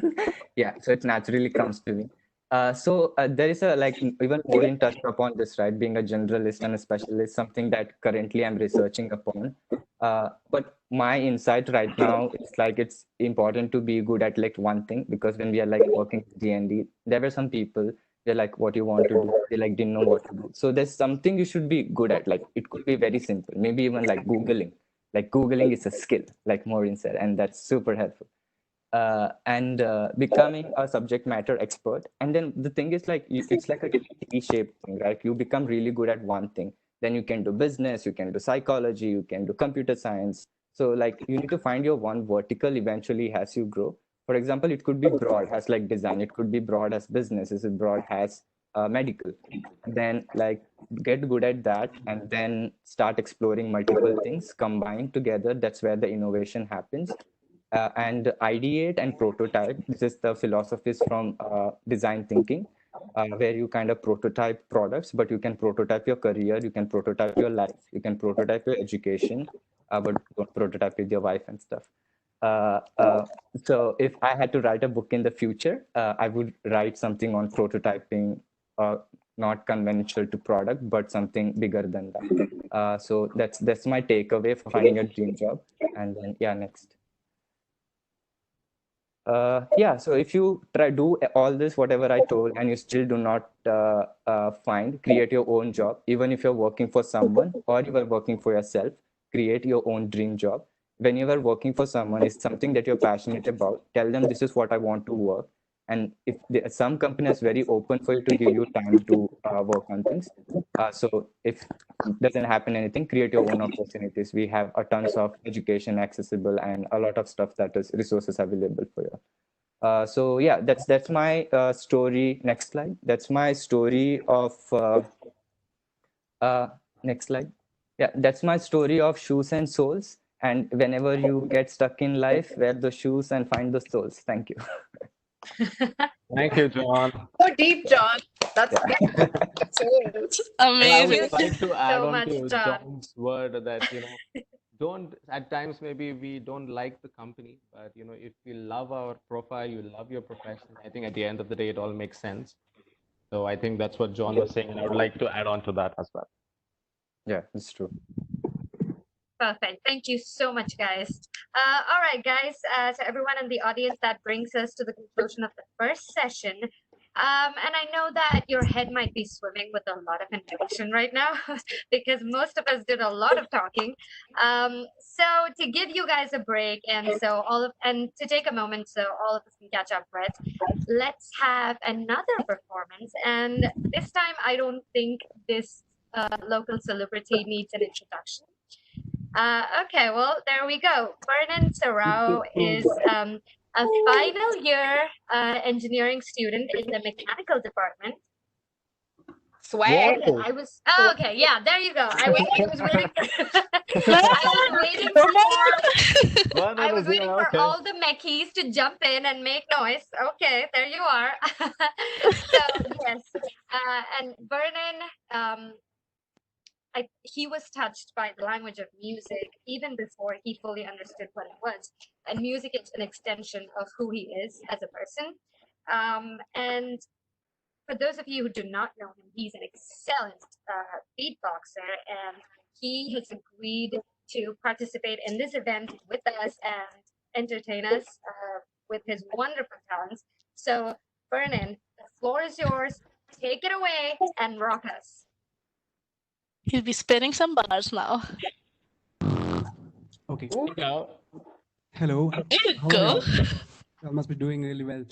Okay, I'll be doing a bit of guitar playing, a bit of singing, and a bit of beatboxing as well. So I hope you all enjoy it. Yeah.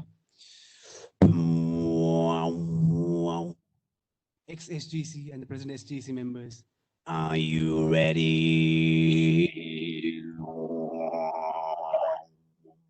Yes. I've been We having are. dreams, jumping on the trampoline, Wow. flipping in the air. There's no I floated. As I'm lifting up, suddenly the sky erupts. La la la la. La la. I've been having.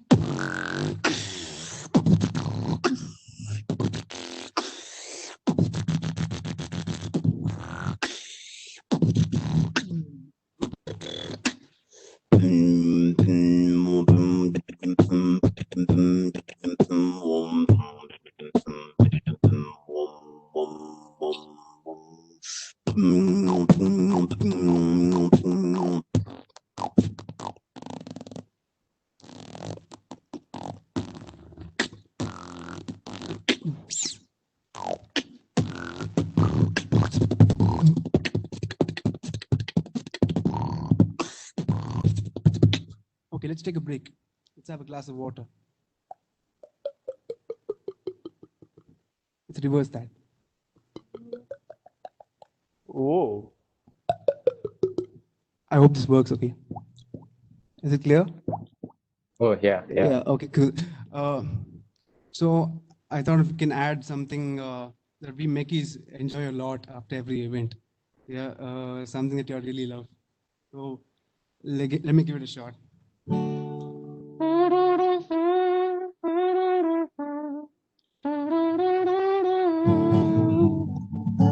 Yes.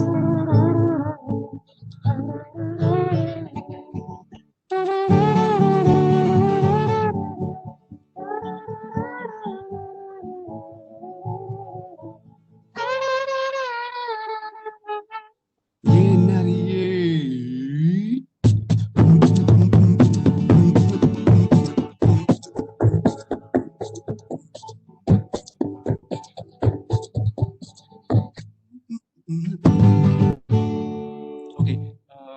So yeah, there's one more thing. Yeah. I wanted to add 2 words and make a beat out of it. My juniors might know what I'm going to do. So I'm going to take 2 words, that is hip and hop, and make a beat out of it. So here we go. Hip, hop, hip, hop, hip. hip hop, hip hop, hip hop, hip hop, beat, hip hop, hip hop, hip hop, hip hop, hip hop, hip hop, hip hop. Let's make it Indian. Hip hop, hip hop, hip hop.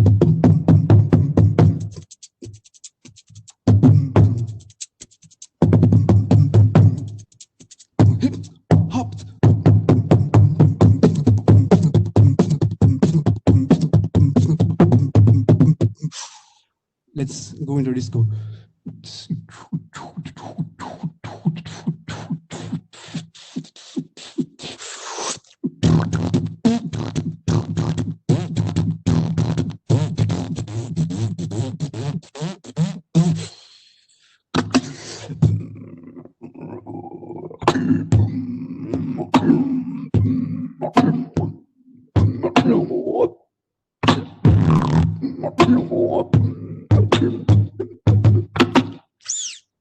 Yeah, that's all. Thank you.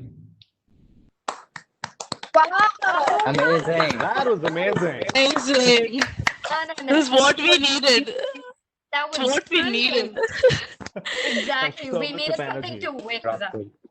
A little party during isolation. That is what we needed. Oh my god. What's his YouTube channel? Like drop his channel, drop his Instagram, give him some Vernon, clout, guys. What's Drop happening? everything and also let us know if you're single. Also let us know if you take private lessons. This is amazing stuff. Amazing. I was just gonna ask that. Single and private lessons. Okay, John. Oh, John. Let's not digress. Let's not digress. But Vernon, coming back to the point, that was an amazing performance. Thank you so much for waking us all up. And I'm pretty sure the audience loved your performance. So thank you so much for that. All right, guys. So I hope all of you are pumped for the next session that we have in mind. Vicky and Mabel are going to take the lead on this session, and it is titled Job Scenario and Campus Placements. I'm sure that a lot of you are in a position where some of you are recent graduates, some of you got through campus placements, some of you did not get through campus placements, and some of you just cannot wait to start that dream job of yours. But amidst all of these worries that we have, we are hit by a pandemic that came out of nowhere. And most of us are trying to figure out how to attend to the job scenario. Like, what is the job scenario right now? And would you have a sustainable and feasible job in the future? And how do you overcome this hurdles? So we have two amazing people on the panel, Vicky and Mabel, who are going to walk you through everything that they have done so far in their professional life to get secure jobs and placements. So Mabel, I think it's you first. Can we have the next slide? All right. Okay, Mabel, the floor is yours. All right. So going to the most serious topic, placements and job opportunities. Now, if you, like me, was raised in an Indian household, placements are a rite of passage. Once you finish engineering, it is important to sit for placement. The moment I entered my fourth year, my parents, my neighbors, my relatives, all of them were concerned, are you sitting for placements? Did you get a job yet? Except for siblings, because they don't care what we do. So everybody else in the world had a big question, did you get a job yet? So for me, however, like I being an indecisive person, I had not decided what I wanted to do yet. So I saw this actually as a buffer, a time frame, maybe, I get a job, I can decide what I want to do next. So SJC as a college actually provides very good opportunity for you to secure a job. I can tell you that, I'll tell you that, a little, into my speech, because my placement experience, so I sat for about 4 companies before I actually got a real job. So I got a little demotivated. Like the first company I sat for, I was like, okay, let's do this. But I didn't even cross the first round actually. So, but with every opportunity, with every company, you learn something, to do better. You should not repeat the same mistakes which you did in the first one. The first one was obviously like I took it a little light. I didn't prepare as well as I should have, and I didn't clear the first round. But the second company, I crossed the first round. I didn't clear the second round, and it kept going on that way And by the fourth company, when you don't get placed, I know it's bound to set in that you're not good enough. Maybe you're not as good as peers, but that's not it. Maybe the good ones, it opens doors for the other companies that are out there. So my first company was Tech Mahindra. So it was the whole process was very different. Like I went in, I cleared I think about 3 rounds, and the fourth round, the guy said, "Oh, okay, yeah, thank you." I was going back on my way back to the hostel. I was like, "Okay, I didn't get this," but I got a call back and said, "Come back in. You cleared the last round." So that was Tech Mahindra for me. So what I'm trying to say is, don't get dejected if you don't get into the first company in your first try, because there are a lot of things that you need to experience, and failure is definitely one of it, right? So talking about my VMware experience, it's I think Gautami can vouch for it. I was not prepared for this company at all. Okay, so I like just tell you that I took this company up because the first round was the aptitude test. So I wanted to bunk my classes. I didn't want to sit in the class. We had to go to Canada College, and that's where we gave our aptitude test. So just because I wanted to bunk my class for that 1 hour, so I left off. We cleared somehow. And then I didn't think I was going to take up this job because the role was a technical support engineer. Now, you know how we have in our mentality, like certain jobs, we don't want to take it up because of the job role, because of the job name. We think a call center is a call center, or a tech support is, like tech support. It's below a software engineer or so. So I don't want to take this up. But again, I think I went for the second, third rounds. So my real experience was actually I had 7 rounds of interview. 7 rounds. The first one was the aptitude. Then there was group discussion. Then there was email writing, and there were 4 rounds of interviews. Now, by the end of 3 rounds, before the interview started, the group kind of shortened to 23 people. And what I saw was there are 4 rooms, okay? So one person goes in. If he clears, he moves on to the second room. If he clears over there, he moves on to the third room. And then finally, there's the whole managerial thing. Everyone who goes into the first room does not clear it. And now it kind of motivated me. So the way to know that they didn't get in was they would be given a small blue screen cleaner that's shaped like a cloud. So if you see them coming out of the room with that, it means like, okay, you didn't get it. So everyone, I'm telling you, like everyone, and unfortunately, I was the last person who was called into that room, right? So everyone who's going in before me is just coming out with that blue screen thing. And I'm like, if they don't get in, I don't stand a chance. So I'm like, I'm not going to stress about it. I'm just going to go in. I'm just going to do what I do. Now, the thing is, now companies expect you to just prepare a little bit about them, not a lot, just to know what they really specialize in. So we are being a cloud-based company. I won't go much into detail about it. So their primary device is something called a hypervisor. Listen to the word, it's called hypervisor. I didn't know what a hypervisor was because I had attended a fest at NITK. So I was not really in the mood to prepare for it.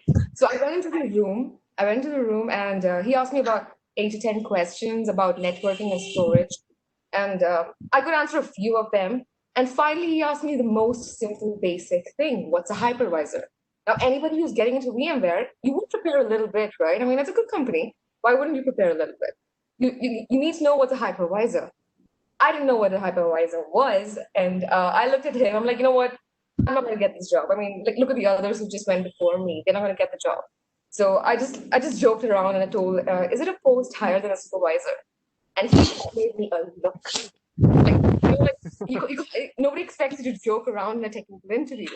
So what I'm trying to get to is you need to be yourself. Don't try to say that, don't try to lie about it, because the hiring people, they can see right through you. They will know if you are lying or not. If you say like, oh, it's, I did use it for a couple of questions. Like, oh, I read about it, but I don't remember it right now. I did use it for questions before that. And towards the end of it, when he asked me what was a hypervisor, I'm like, no, I might as well just have fun out of it. So I told him, like, is it a post-creation supervisor? Now that did, it kind of did help me because he did see that I was relaxed. Like, I don't know, like, I don't know what he thought. I'm so thankful to him, like, even to this stage, right?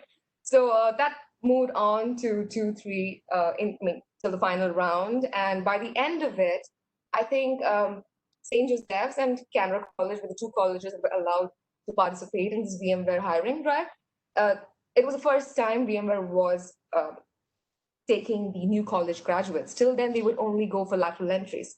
So I must tell that's what I'm coming to. So out of the whole people that applied, I think 5 of us got in, and they were so impressed. I mean, a little bit of bragging here. They were so impressed with St. Joseph's student that me and 2 more students, I mean, namely Namrata and Rahul, we 3 of us got into VMware.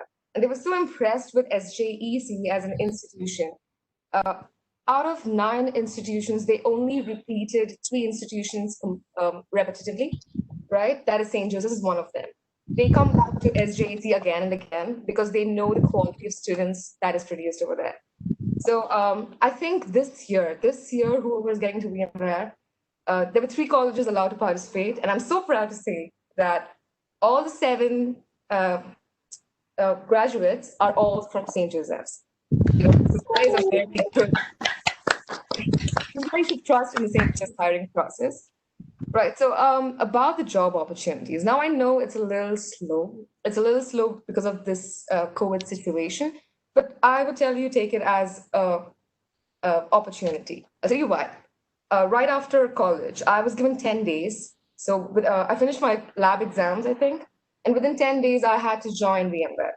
So it was a little too much. Like when you finish with college, you want some time to just refresh, to relax before you jump into your work environment. I didn't have that time.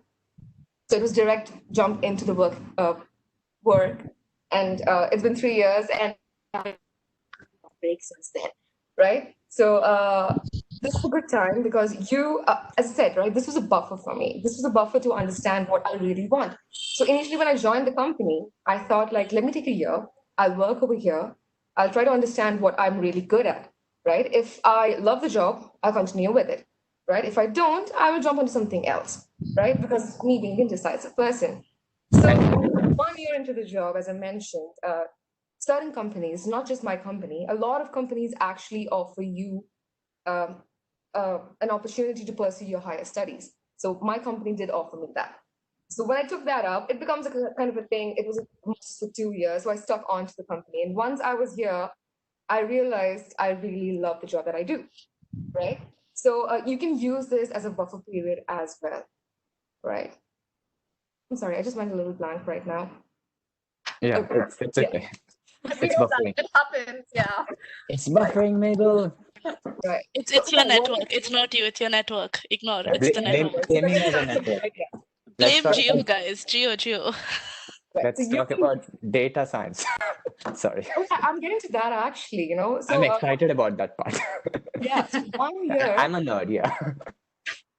So yeah, I agree with you, John, because 1 year into, 2 years into VMware, I had this subject in my master's called data science. Now, data science, you hear, like, it's all the rush, like, it's everywhere. Like, but I didn't know what exactly it was about. So once I did that, now I know I want to pursue data science as a career, right? So taking up a job can also be helpful for you to understand, is that what you really want to do with the current job that you want to pursue, or do you want to switch fields, right? So in this situation, the COVID situation, when things are slow, so it gives you enough time to actually understand what you really want to do. You can use this time for self-improvement, like learn a new language, like learn an instrument, like get yourself out there, or you can increase your technology knowledge as well. You can do that as well. So yeah, I'm not asking you to change the slides, right? You can go on to the next slide. I just keep talking and talking. Yeah. Right. So yeah, that's what I'm saying. So there needs to be some credibility to this 1 year. 2020, everyone will remember as lost year. But what did you do at this time, right? You can use this to learn a new subject. You can use this, you will find jobs. I'll tell you why. Because there are a lot of companies, like this situation has to prove that we are moving from... Sorry. Yeah, sorry. You know what? You are refreshing Sangeeta ma'am's memories. Am I? Yeah. Okay, sorry for interrupting. I feel bad. Continue. You were in a flow. Okay. Right. So what was I saying? I'm sorry, guys. I'm a little forgetful this. Okay. Yeah. I knew I'll do this. Talking Uh, about adversity. Let the woman talk. Yeah. Stop interrupting her. Right. So yeah, you can use this time is what I'm saying. So now we are moving from I think people are working as well. We are working from home instead of going to the offices. This is again, it might be a little based on the computer science end, so forgive me the rest of the other batches. So from the computer science point of view, because I am purely in computer science, I deal with networking, I deal with storage. So I'll be able to give you more information on that, right? So if this has proved, the situation has proved, we're moving to a cloud-based, working. So the best ways would for a computer science graduate would be to find jobs in those perspectives. Get yourself equipped up with, cloud computing. Learn those Java-based applications as well. Get yourself well versed with those things, and then apply. It's not like you would not get a job if you don't. As well, as I said, you will learn from the failures, right? In the face of adversity, we have a choice. We can be bitter or we can be better. So choose to be better. That's it. I love those quotes. Thank you, Mabel. She's making the bitter butter better. Yeah. Well said, Good Natalie. one. Well said. Good one. Mabel, thank you so much. I think there was a lot of good takeaways from your session. And like Sangeeta ma'am said that, you have refreshed all of our memories when it comes to campus placements and why that's so important. So thank you so much on behalf of everybody. All right. So I just want the to next touch question- up. Sorry, I just wanted to touch up sorry. on one thing is what Mabel said about cloud computing. So if everyone's, that's a good tip is that she's predicting the future trends of jobs. It's the trend of jobs as what we're also looking at. So don't look at just the current market. Try to predict what you can see in future, what's going to happen, where's the industry going to, and if Yeah. you And upskill yourself and be on top of the race, like yeah. let the And, rabbit go wherever, you're the turtle, you'll reach there.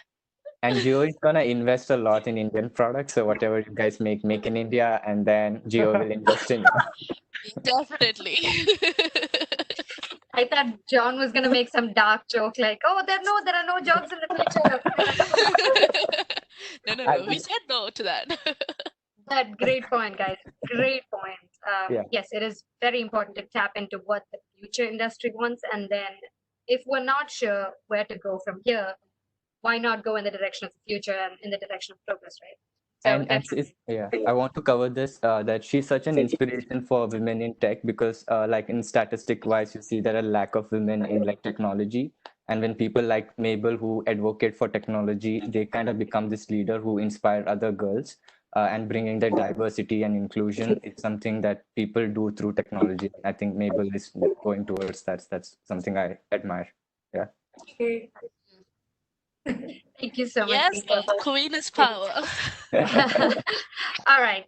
Can we have the next speaker on the floor, which is Vicky Vaz, and I'm pretty sure he has a lot more important and give us his perspective on what he thinks job placements should be. So thank you, Vicky. Please go ahead. Thank you, Anne. And I think we were having like a 5-course meal. I think, 4 of them have already spoken. They have served, a variety of ideas to you and given you insights. So last but not the least, it's time for some dessert. So let us, get into the sweet parts of it. Something that's a little bitter, something that's a little sour. So let's mix it all together and, take it forward from here. So can we have the slide, please? Yes. So I'm sure all of us have seen this person. It could be in the form of your relative, maybe your dad, maybe the watchman at the gates of SJC when you were walking, after your graduation. So everyone is curious to know, okay, what next? What are you going to do? Where are you going to go? Do you have a job? So, everyone around you is curious. And so did the scenario be with me as well. And, to take you forward through it, let me have the next slide.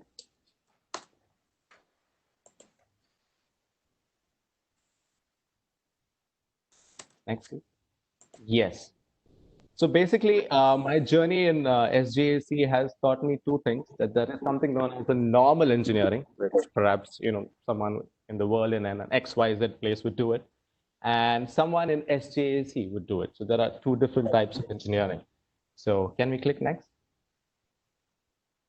So this is basically the engineering that one would ideally see, and I'm sure these memes are floating on your WhatsApp groups, on Instagram, on Facebook, and everywhere. But let me tell you one thing: this is not true, especially when it comes to the holistic approach that SJAC is looking at, the way they are inculcating it within you. Can we click next, please? So this is what happens when you are in SJAC. So this is the real transformation. And I speak for everyone, that have been a part of this institution, that, you have grown in different ways, not just, with your engineering knowledge, but perhaps the network of people that you have in, the amount of experience in the co-curricular activities, the other parts of, the things that add on to your character, to your profession, and so on. So, stick on to this meme. So, let me tell you what I did and, what's out there for you. Because I've been here in the industry for 3 years. I graduated in 2017. So I would say I've seen a part of it, and probably my experience could be of little more insight to the juniors, especially to the graduating class of 2020, wherein, my experiences could, give you a gist of what you can do and perhaps do it in a better way.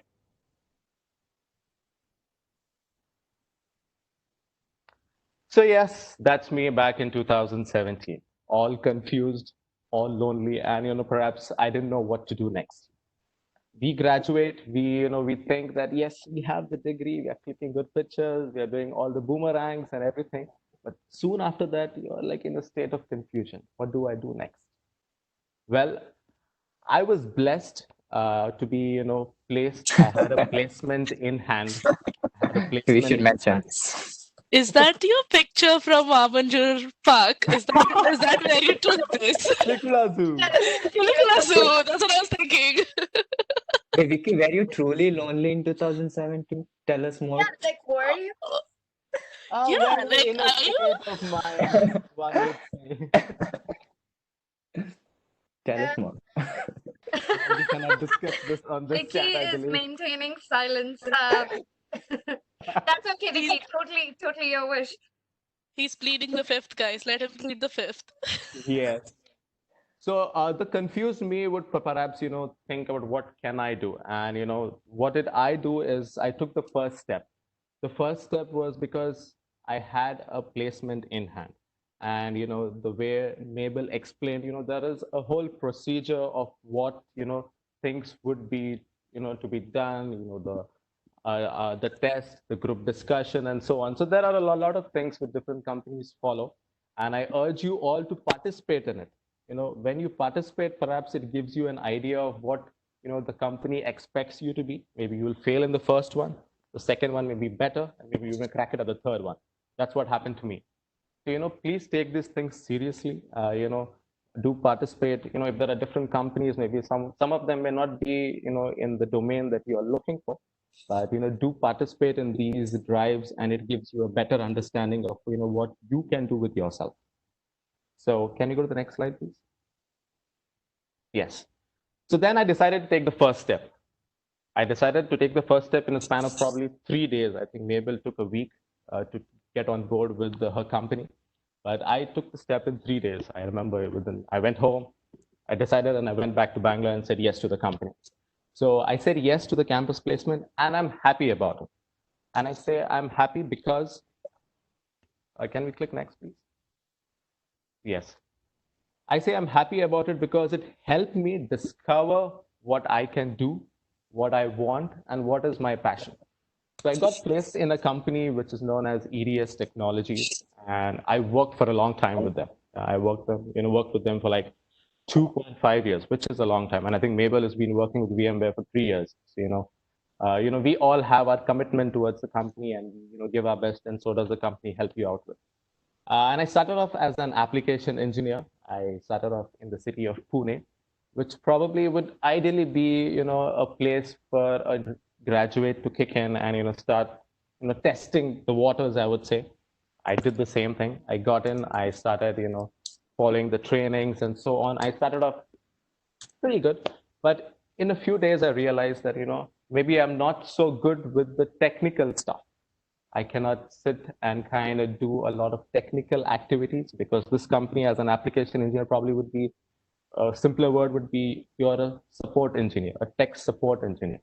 But me as a person, I wanted to work with people, technology, and solutions. So, in this whole course, I probably, discovered that I need to be in a techno-commercial role.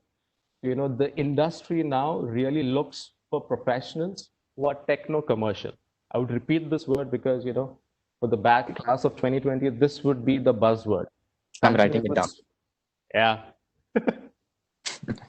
So you need to have a concussion of engineering insights, business acumen, and solution-oriented outlook.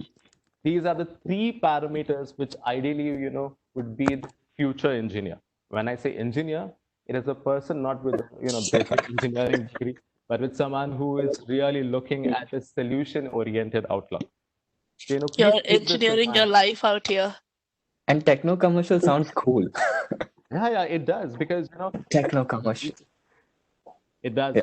And as I said, that transition from a technical role to a techno-commercial role really helped me. I moved to a new city.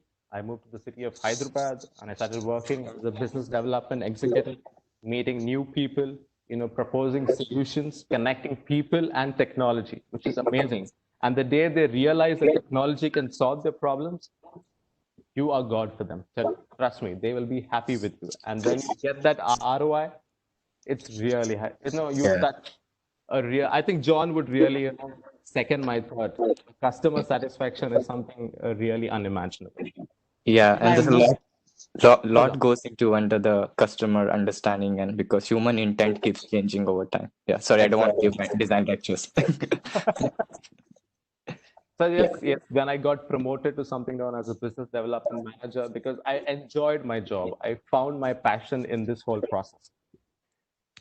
Let me click on to the next slide. Yes.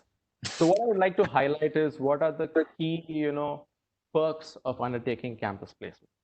It's the first step. Yes, please be confident and be happy that, you have a placement in hand. It is, an easy and quick entry into the industry.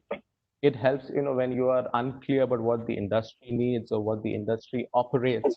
Probably, this placement would help you get into that zone, understand how things are operated, how things are evolving, and, make a sense of how you can contribute.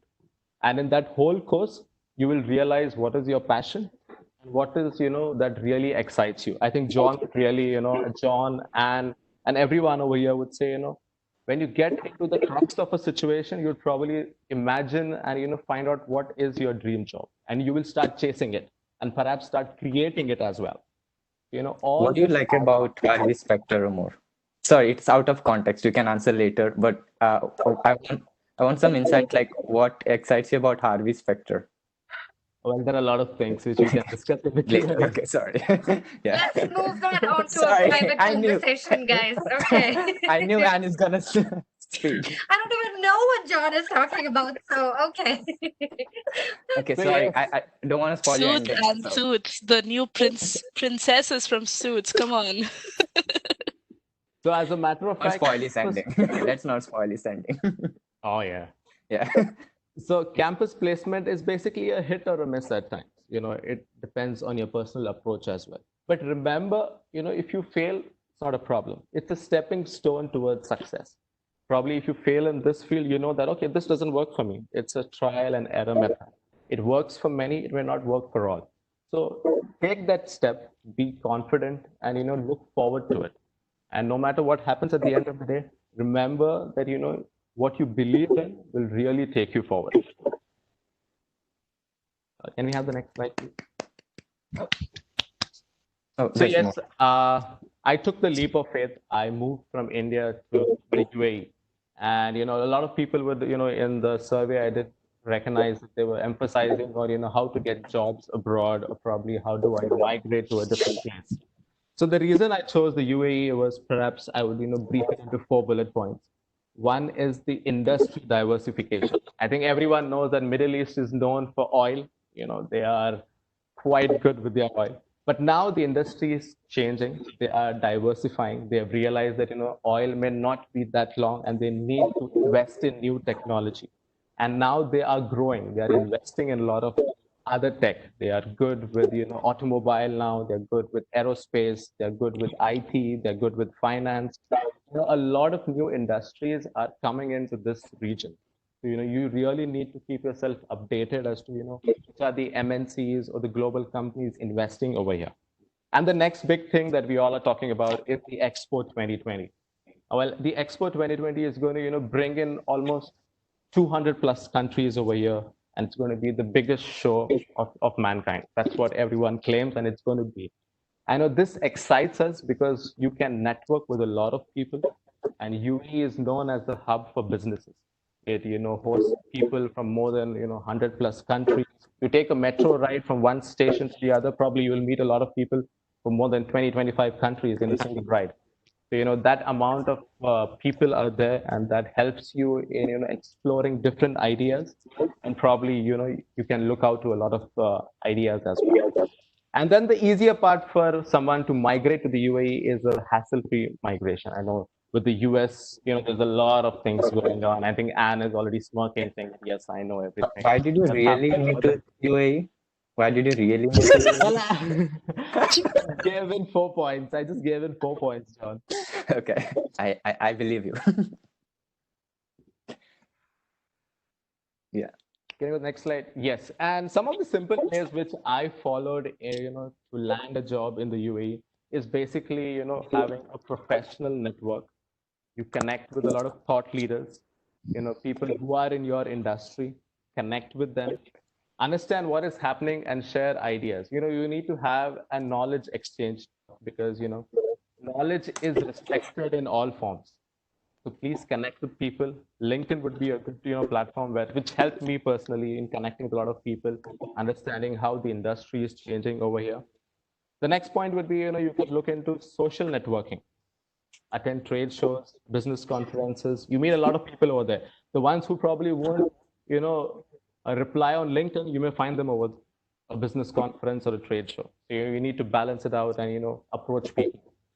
And then keep yourself updated, use Google in the right way. Keep yourself updated, see what are things happening, wherein you can add and bring in, a value. And at the end of the day, in all this process, you will understand what the industry needs. And there are these, numerous platforms providing courses that will help you get that extra edge to climb the ladder. So, please keep yourself updated, connect with people. I would say that's the mantra. Please connect with people and, keep yourself updated. And I would like to quote from, a famous book which says, real networking was about finding ways to make other people more successful. When you connect people and you help them grow, they see value in you. You create a relation, and that's what networking is all about. And I would really recommend that book, even though I've not completely read it. But yeah, it's a book that people should really make a note of. It says "Never Eat Alone" by someone named Keith Paraz. So yeah, please make a note of that as well. Can we go to the next slide, John? I'm not done. Oh, I'm sorry. So okay. I'll give you a compliment. Your every line at the ending is a punchline. So it's like he's gonna end on high note. So take it as a compliment, not that I want to. Yeah. True, very true. Yeah. So right now I work as a solution consultant. I work to enable companies, accelerate innovation. So I connect people, technology, and solutions. And I work with a bright spectrum of industries, starting from aerospace, life sciences to oil and gas. So, the students or, people who are interested to understand what is actually happening in these industries, what is, the key requirements of people looking forward to these industries, you can get in touch with me. Or probably, I can share some insights as to, what would be the ideal way of approaching these people and how can you get in touch with them. Can we have the next slide, please? Yes. Last but not the least, everyone is looking to the future. everyone is saying, okay, what next? What do I do next? Especially the class of 2020. So to put in a simple text, a future engineer needs to be agile, flexible, dynamic. These are the three major things, added with a practical ingenuity. And to be honest, we all are speaking about career transitions. But at the end of the day, we all are engineers. In a way, if you are a solution-oriented person, I'm telling you, you are an engineer for sure. If you look at in a way that you want to bring in solutions, no matter you are into marketing, you are into sales, you're into the design, you are an engineer. Can you have the next slide? So for the class of 2020, what would be, the ideal way of a future engineer? What the world needs today is a passionate mind. You need someone who is passionate, because passion is going to be your driving force. Can we click next? We need people skills. Soft skills is no longer the word. It's known as people skills. We need to know how to handle people, the way you communicate, the way you listen, the way you have these transferable skills. So that's very important. Develop a niche skill. Have something very unique in you. That's your your USP. You have it within you. All you got to do is discover it, and it's a process which you will take it over in time. And at the end of the day, please be resilient. Don't give up. There may be some obstacles, some shortcomings. So please don't give up. Keep trying. Even if you fail, maybe this doesn't work for you, switch on to the next. Be resilient. That's what the industry needs. That's what the world needs. Can you go to the next slide, please? So yes, John, this is my last slide. And at the end of all of it, I would like to say that, the environment that you are defines how you're going to grow. So keep your ambitions, as high as the sky, which will really help you imagine beyond things that you could even think today. So keep your dreams high and keep milestones, keep chasing them. And, you're going to be the best version of yourself any day soon. So that's it from my side. Can I clap now? Thank you so much, Vicky. Like how, just to reiterate John's point, every slide of yours is with the punchline, and it's like Thank you. It leaves you with a certain degree of emotions and courage. So good job. Thank you so much. All right, guys. So we're running a little past the time limit, and I'm so thankful to everybody who's still staying on the line. And I promise we're going to speed up the sessions as soon as possible. But we have one more treat in store for you. And I would like to take this opportunity to introduce Premal Sorrow. She is a final year undergraduate student from ECE at St. Joseph's. And Premal has been singing from the age of 7. She has competed in several inter-college and state competitions, and she's even won a lot of them. So we have a local celebrity at our hand right here. And what is most impressive about this artist is the fact that she is a self-taught vocalist. And her favorite genre is rock and pop. So, Premal, the stage is yours. Light it on fire.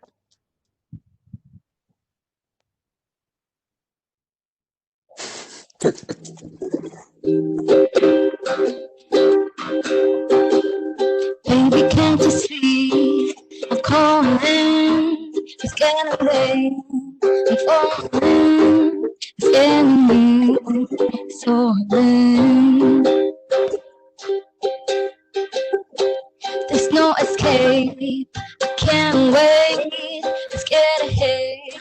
Give me air. It's dangerous. I'm falling.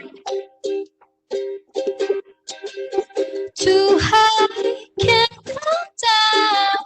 Got a hit, losing my mind. Can you hear me now? With a taste of your lips, I'm on a ride. You're toxic, I'm slipping under, and I taste of the poison paradise. I'm addicted to you, don't you know that I'm toxic? Yeah, and I love what you do, don't you know that I'm toxic?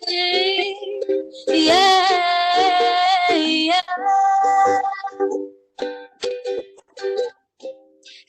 getting late. To give you up, I took a sip. Devil's cup is going over me. Too high, can't come down. Losing my mind, spinning on the ground. Do you hear me now? With a taste of the lips, I'm on a ride. You're toxic, I'm slipping under, and I taste of the poison paradise. I'm addicted to you, don't you know that I'm toxic? Yeah, and I love what you do, don't you know that I'm toxic? Yeah, yeah.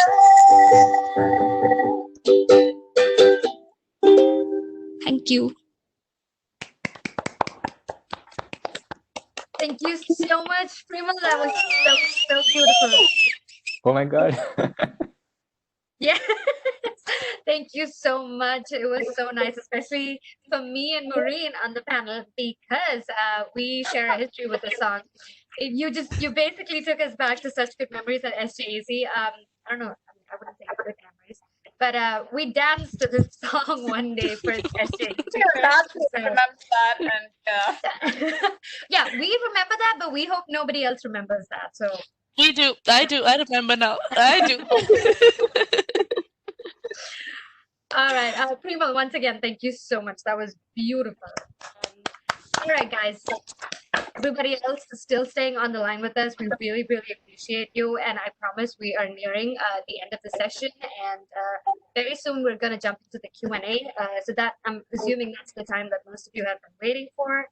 So you can ask us any questions that's pending. But before that, we just need to touch on one more session. And that is just to say, each of us on the panel, let's go about saying one sentence, and I repeat, one sentence, as to why SJEC is special to us. So I'll start. SJEC is very special to me, and the reason that I have come back to do this event and to host it and to give back to the community is because the only reason I am where I am right now is because SJEC has molded me professionally and personally. Professionally, because this is where I found out what I'm good at. I had such an amazing team of mentors and professors like Binisar, Evitamam, Binatantar. I have collaborated with each of them at one point or the other. And the fact that when they see a certain kind of potential in you, they offer you more opportunities. They push you to be your best self. And that gives you all the more confidence to put your best foot out there. And personally, it's molded me into being such a confident person. I was never a public speaker. In fact, I never even realized I was a public speaker. But these characteristics, they come out of you. They blossomed out of me. And I owe it all to STG. So if you call me 20 years from now, if you call me to come back and host an event just like this, I will still do it because I owe a lot to this college. That's why SJC is so special. I can go next. I was waiting for an applause. But okay. We got carried away and inspired. So we were like, emotional. we were reflecting. Everyone was introspecting on what made SJAC special. I mean, obviously, what you said stays true to our heart because I came to SJAC when I was 17. You know, like we were such babies when we joined SJAC, and I left when I was 21. Aw. Yeah, so many firsts with SJAC that it teaches you to grow into a new person. And apart from what SJC gave me, it's also the hostel gave me, right? It gave me my 2 bridesmaids. And shout out to Mabel out there. I mean, guys, sorry. But, you know, it's all about the people you meet as well. So I met a lot of people from Middle East. I wouldn't say all over the world, but they were my first NRI friends. All of you guys over here on the panel, right? Met so many people, got so many opportunities. SJC told me that I could, even if it wasn't that good, with the skits that we did for 3 consecutive years. Like, Vicky, come on. And Wow, with this is all fun. of that, And yeah, that's with all fun. of that, it just shaped us to be the people we are. It shaped me to be the person I am. I'm out of my shell now, and it's amazing. This is why I'm back I here, and I can be back here whenever SJC needs me to be back here. I can still remember the screams we had in the skits. They were so intense. I remember, guys. It's traumatic.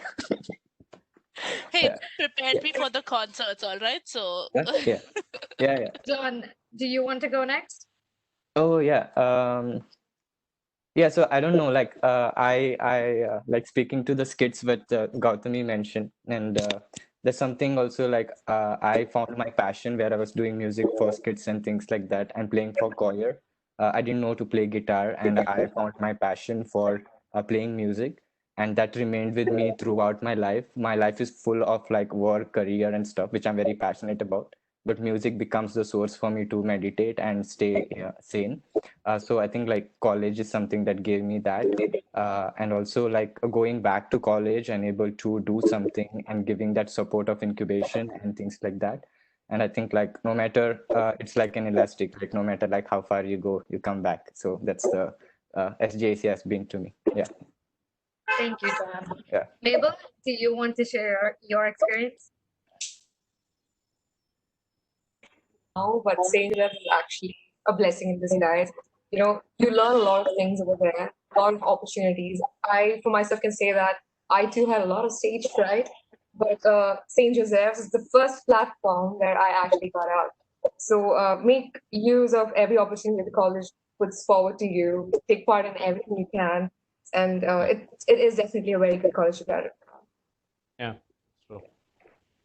Maureen, you want to go? Yeah, for sure. And I absolutely voice every single thing that all the four of you before me were, right? Yeah, my math is still good. Yes.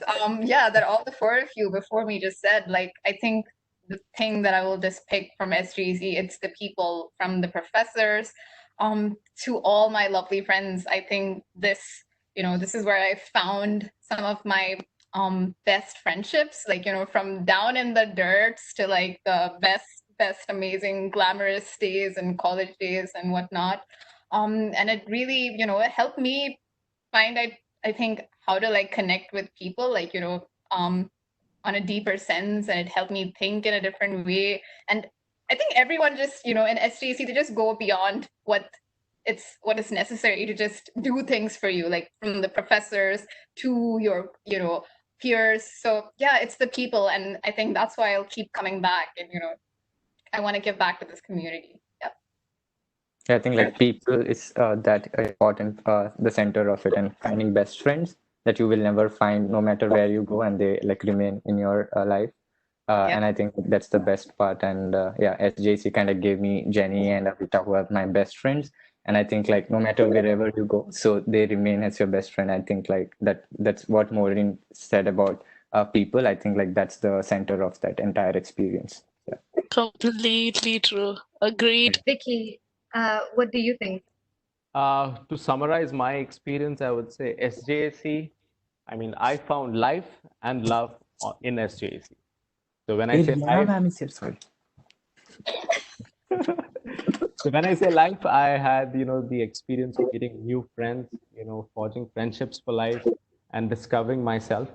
And when I say love, I, found the fulfillness of what I do, the one that inspires me, and it goes beyond with every passing day. And yeah, SJC has been a great milestone in my life, and with every day I will look forward to it, and to cherish these memories in the coming days. Rihanna ma'am is here. Hi, Rihanna ma'am. Really miss you and all the practice sessions we had. Oh my god, so many memories. Hi, ma'am. Hi, Matt. We're all so happy to see you. Um, can we um, can we have next slide, please? Okay. So everybody who's still on the line with us, I'm so glad. Again, I cannot say enough thanks for staying with us through all of this racket that you're hearing. I'm so glad that you stayed. But I really hope that when you leave this session today, you are leaving with a lot of resources and lot of information, just as what we promised you. But right now, this is the slide that I was talking about in the beginning when I said, if you have any questions, please free to tell us right now. Can we have the next slide? So we sent out a survey a couple weeks back, and some of the responses that we got, something that we asked is, what was the top 3 questions that you want to ask us and get information from us? So we summarized it and we picked the most important questions and the most asked questions, and we put them here. So everybody who is online right now, if you feel like asking any question that you feel none of the panelists addressed, or if you want something more explicit and more detailed, feel free to jump in right now in the chat box and send it, and I will read it out. In the meantime, I have some questions that some of our audience sent before, and this one is specifically for Maureen and John. The question is, hi, Maureen and John, can you give us an insight into your SOPs?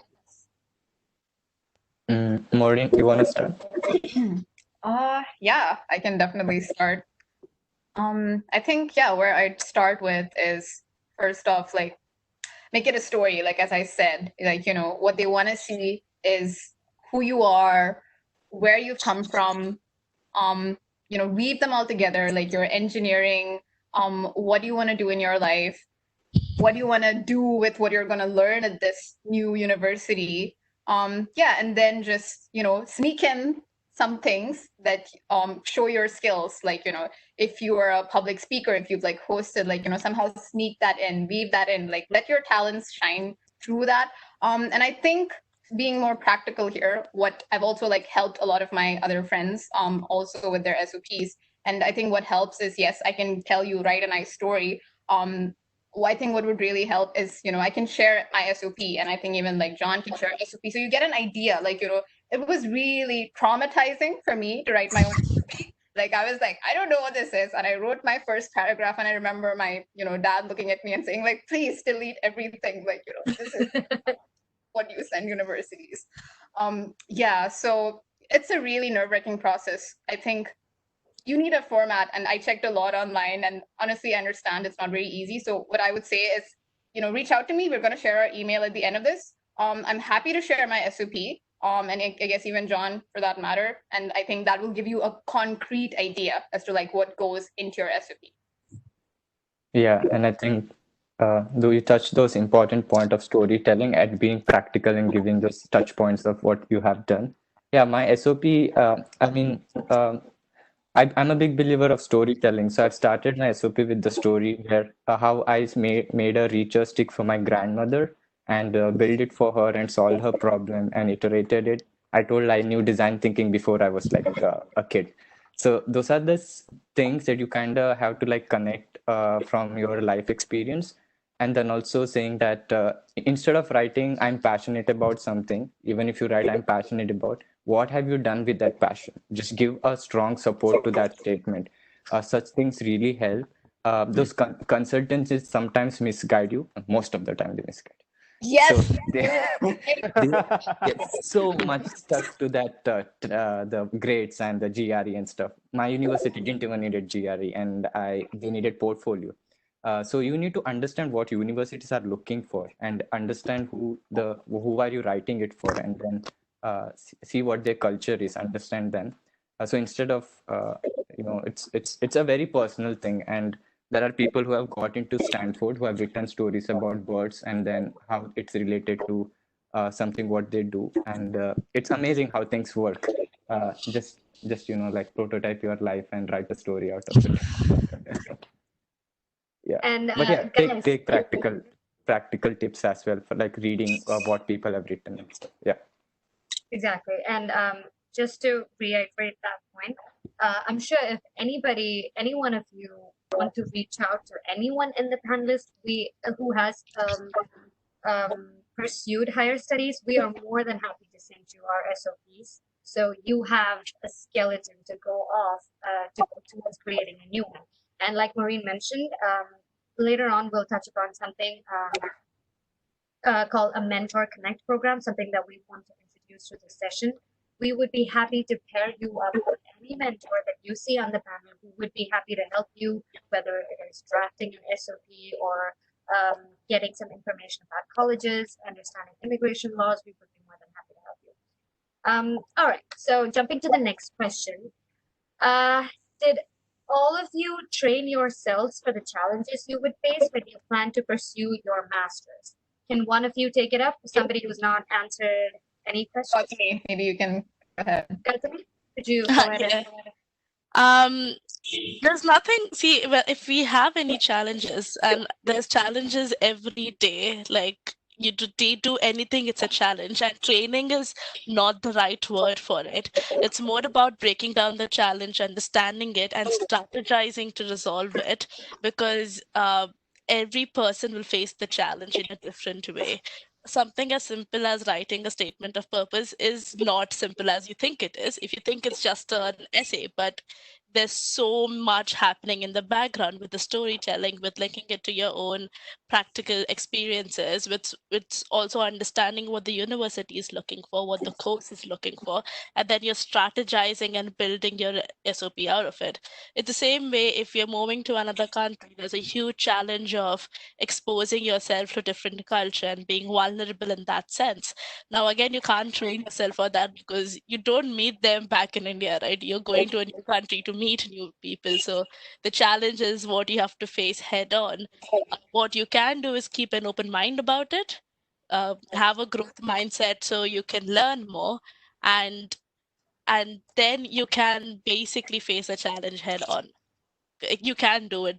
There's no one who's not been able to do it, which is why we have all of us who doing studying in outside, and we have so many more SJC students who are actually studying all over the world. I know people who are studying in Germany. I know people who are studying they picked up a new language, right? They're studying in Germany. So if that's a challenge they can face, we can face any challenge possible. Someone asked how to get a LOR. The simple answer is ask. Yes, That's so true. that is a question on the panel: how to get a good letter of recommendation. All of the faculty in SJEC are so approachable and so open to giving you a fabulous LOR.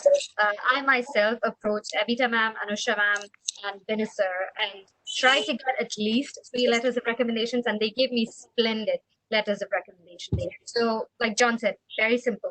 Just ask. They're more than happy to help you. And a small tip, if you worked with the lecturer to get the letter of recommendation, even better, because they can give some anecdotes on how you worked, which just makes it not a standard copy paste, but something personal, which impresses the people a lot. Yep, and I just want to add another one. Like, of course, you have your LORs from your professors, but if you've had some internship, like if you're taking a minor gap before your higher studies, like in your internship, make sure that you connect with someone in that internship, like, especially your manager, build that bond. And that's where that LOR is gonna, really shine through. And I think that's what I really took from like my first nonprofit internship. I had an amazing manager. She wrote me a brilliant LOR, like she loved me. So build that relationship. It's people. So yeah, I think people. Yeah, and I think the power of asking questions is very important. I have mentors from Apple and Google giving me insights about design because I just asked them and tracked them down and got a meeting with them. And asked, like, I got an internship in healthcare and virtual reality company because of one question I asked them, what's the role of a user experience designer while designing VR product? They're like, how about you come work with us? And my thesis project was funded. So ask good questions. Yeah. Wow. Good point.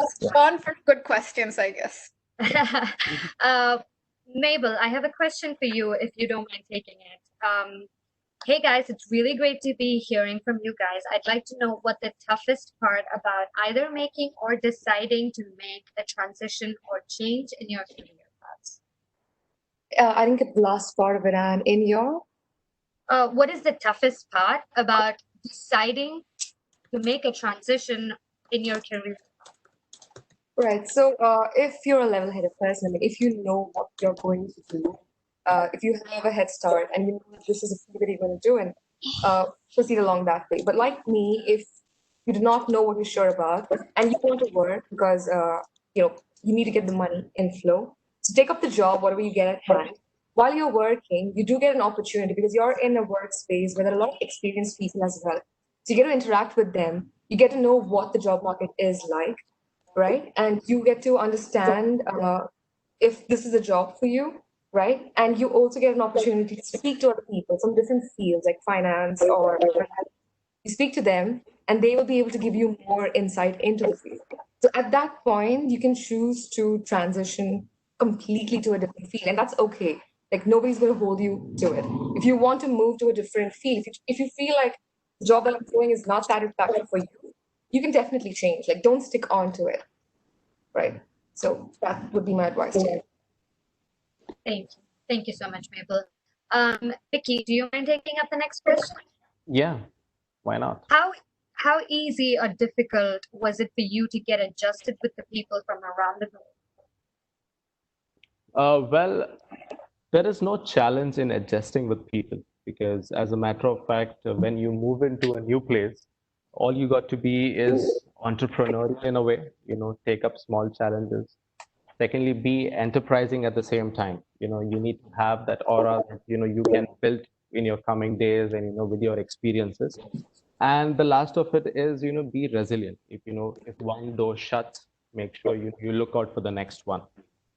At the end of the day, it is, these three key factors which will help you, in building your character and connecting with people. And yes, at times you may, face a few challenges in terms of, the educational background. Certain universities abroad have, an edge in terms of what they are doing in their curriculum rather than what you are doing in your curriculum. But at the end of the day, you can catch up on it. You can have a session with them. You can do online training. If you have doubts, as John said, ask questions. If you don't know anything, don't be shy. Ask questions. Approach the right people at the right time. Timing is very important in these. So make sure you do that. And that's all I would say. That what has helped me, and I'm sure it's going to help you too.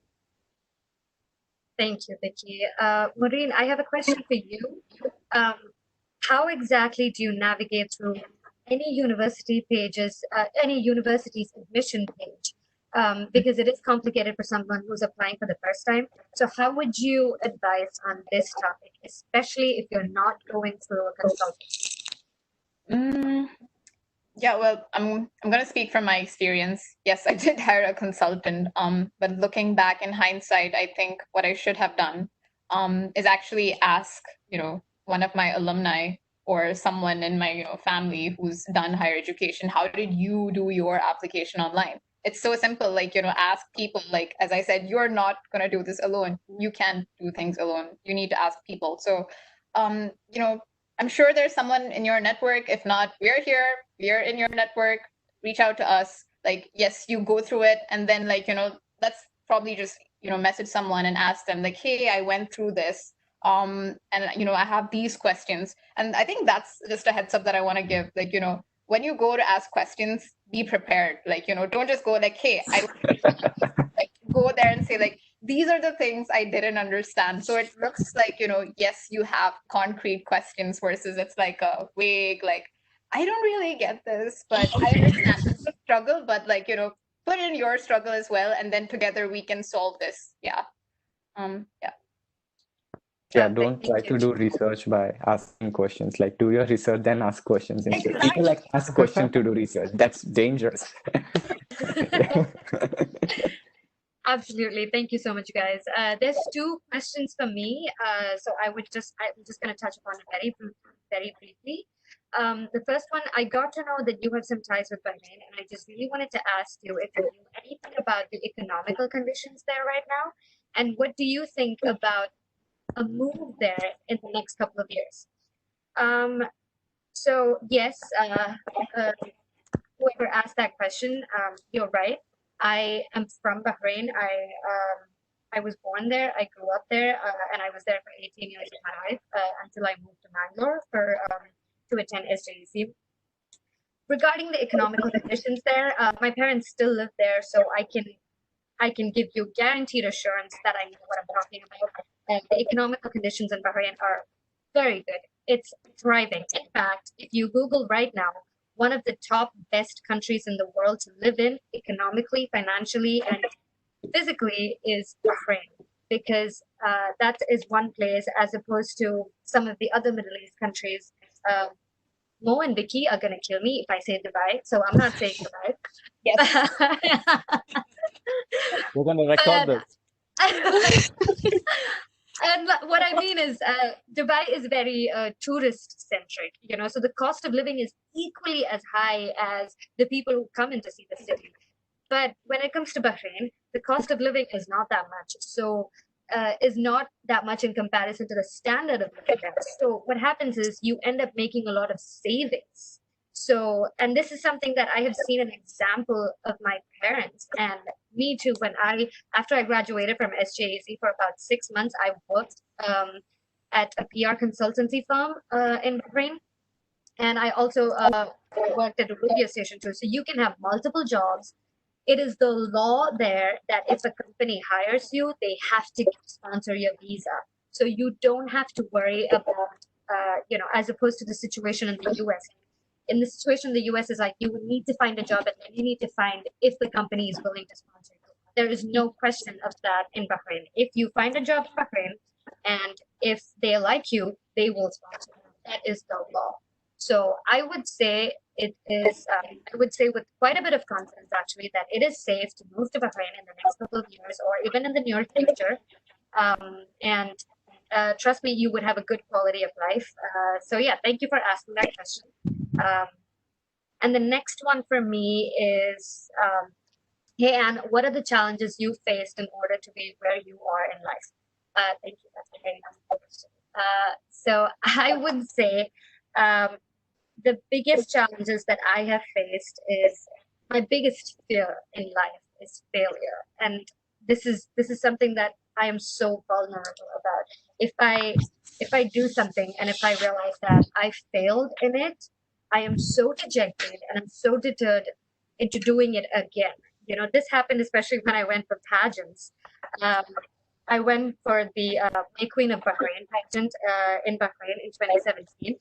And I didn't win it. I came second runner-up. And I was so dejected because I was like, okay, I failed and I'm never going back into pageantry again. And this is the same with me with every decision in my life. But something that I learned over time is if you fail one time, try it again in a different way the next time, but do not give up and do not be afraid of failure. That is, I know it's the most cliché thing to say, but this is something that I'm speaking from experience, and I'm sure a lot of people would say the same thing too. The biggest challenge for me personally was just trying to make sure that I overcome that fear of failure and still keep pursuing, which I did because I attended another pageant in 2 years, which is Miss India of Massachusetts, and I won it. And little baby steps like that. If you keep pushing yourself, keep pushing, and you will find success. Like that is a guaranteed. The universe. There's a beautiful quote. The universe is always helping you in. If you really want something, the universe is helping you in attaining it. So just have positive vibes, even if it's hard, but keep pushing through and trust me, you'll get there. All right, that was long. Oh, okay, I have another question. Sorry. How did you end up doing masters in writing and literature? So this rounds back to what I said about my experience at SJEC. SJEC was the aperture for me to find out that I am actually good at writing. SJEC has a lot of extracurricular activities, and it's this whole arena of possibilities and potential. I put myself out there, even though it was scary. I put myself out there, and I competed in writing competitions and hosting ceremonies and everything. And when I started to see good results from that, I was like, oh, wait a minute, I'm actually good at this. But this is something that I never even realized. So the point is, put yourself out there. And this also circles back to what Maureen said. You don't confine yourself in one box. Generalize yourself, be the jack of all trades and just do everything. And even if you feel like it's out of your comfort zone, do it anyway, because trust me, you might not see what the end result is. And 9 out of 10 times, if you push yourself, it's going to be positive and you're going to do really good. All right, so I hope that is it. Can I- I have a question. Sorry. Sorry, I got a question from Marshall Silvera. Mhm. He's asking, hey Gautami, I have a question for you in particular. As a project manager, what exactly is your job profile?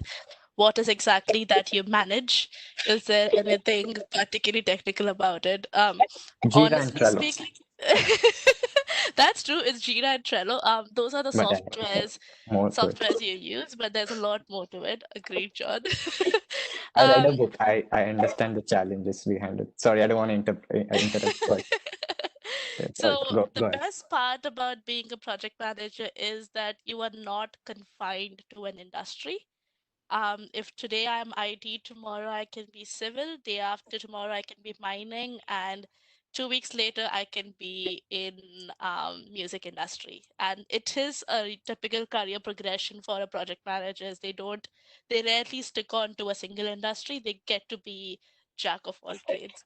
Um, there are some technical aspects to it, which is about managing the time, the cost, the schedule, health and safety about all of your workers who are delivering the project. But more than that, it is about the people. It's about the people, your team, your project team who's delivering the project for you, talking to them, managing their requirements, and also like if you have a client, then managing your client's requirement or your project sponsor's requirement. It's very hard to answer you now. It's better if you reach out to me and then we can have a conversation about this, because there's a master's behind this for a reason, right? There's a whole Yeah. lot more happening than just one sentence. But easy way to say this is no 2 days going to be the same, literally. I can count my past year. I can say that every single day I've done something different. I've done something new, which is what I wanted because I hate monotonicity, and I worked in 6 months doing same thing every day, and by the fourth month, I was done with my life. I was like, I cannot do this again.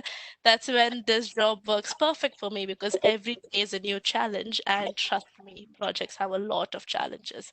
But yeah, reach out to me and we can have a conversation about this as well. Yeah, John, Read sorry. this book called for everyone who wants to learn about project manager, Making of Manager. It's by a product head of Facebook. She has beautifully written the challenges. That's where you understand how dealing with different personalities and assigning tasks and breaking the task into 10 steps is such a hard thing. And also, I Great. learned the difference between being a leader and a manager. There's a huge difference between those things. And I Oh yeah, realized where I definitely. stand. Yeah. Definitely. There's a huge difference. So it's when you talk about project manager, the term is very old. The job role has evolved over the ages. We're still keeping the term because that's an industry term, but project manager is way more than just managing things. And it's a lot more intricate than what everyone thinks about it. And being a leader, there are different types of leadership as well. John would know about this. There's different types of project managers. There's a lot of personality traits behind it. So yeah, I can't answer this. You need like a whole session about this, but so definitely reach out to us and we would help you through Absolutely. this. Yeah. Absolutely. Thank you. So we have one last question. We're way above the session time. We have one last question before we wind up. Maureen, I'm hoping you can take it up. How to manage funds effectively in a foreign country as you are not earning? Oh, wow. Yeah, so great question. And you're asking a good person. I would say I'm still learning how to manage my funds, but I think how I can help you break this down is first off, it absolutely depends on your master's. For instance, I did an intensive 1-year master's program. I had little, chance of picking up a job on the side. But I had a lot of other friends who had their 2-year degrees, for instance, and I think what I've heard, and especially speaking to people in university, what I've seen is there's a lot of odd jobs you can pick up on the side, and they're pretty fun.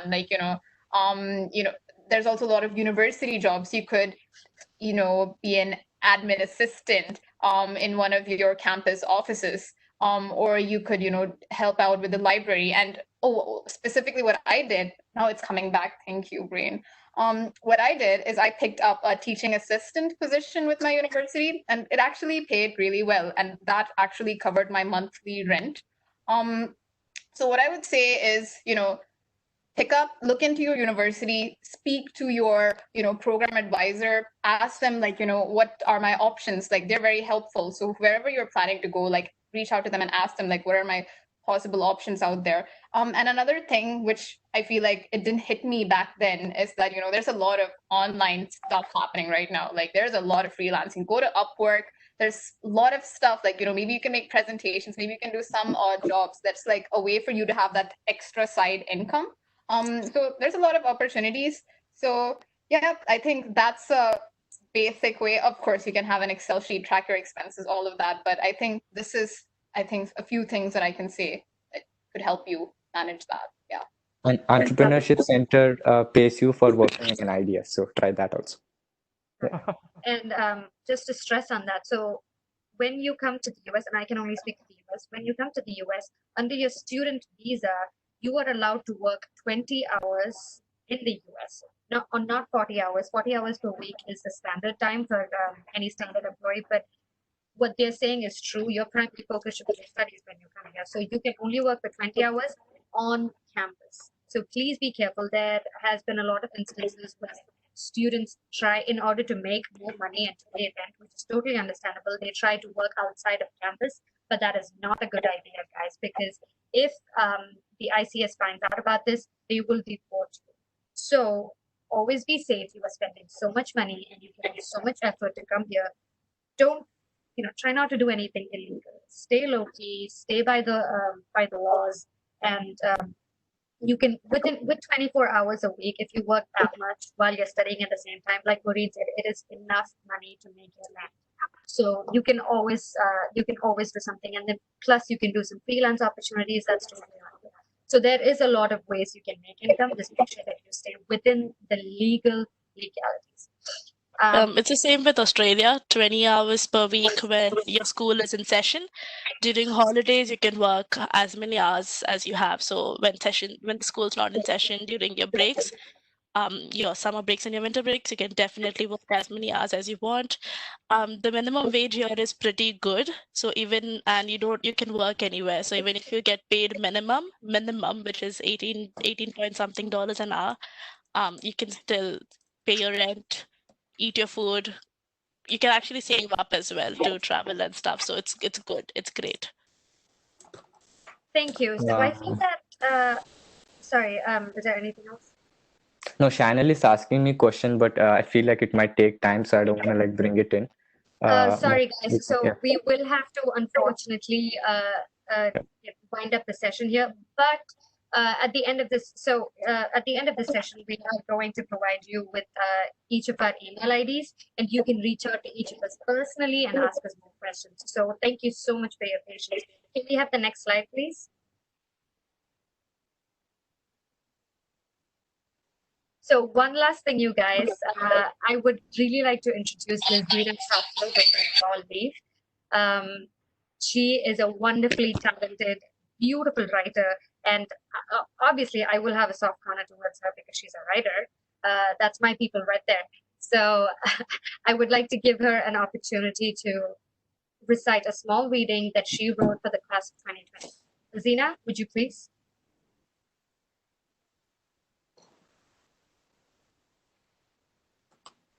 Hey, this is a little something for the class of 2020. Why do we call this a time of doom and despair when it is the best time for us to heal and repair? The world has stayed home all alone while you are closing a chapter, opening another filled with laughter. Not knowing what lies ahead, we lay our head. All lives, we search for the light in our darkness, the meaning of our lives and death. Taking this as the start of our journey and the end of a beautiful one, raising a glass to all the memories, each one bringing us here back. Good luck to the class of 2020. Thank you. Cheers. Thank you so much, Lazina. That was beautifully written. I'm also class of 2020, so thank you so much. Can we have the last slide, please? So for those of us who are staying on the line, this is a small slide of each of our names with each of our email IDs, our personal email IDs, and our LinkedIn profiles. we want to introduce something known as the Mentor Connect program, like we promised. We want you to walk away from this session with a mentor. So if you feel like you resonate with any of us in the panel, please feel free to either drop us a message on LinkedIn, or our email IDs are right here. Vinisar and the team would be more than happy to provide it to all of you. And you can reach out to us personally, and we would be more than happy to help you with any kind of decision making, SOP creation. Do your homework and come to us, and we'll be more than happy to help you guys out. So, okay, can we have the next slide? Wrapping up this really quickly. So, I know that I said that we have a wonderful team of panelists here, but none of this would have been possible without the real MVPs right here, which is Vinisar, Evita ma'am, Sangeeta ma'am, Vinithan sir, Rakesh sir, Alistair, Satyendra sir, and Kevin Pinto. Sorry, I think it's Alistair sir. So thank you guys. Can we have a round of applause for them? Thank you so much.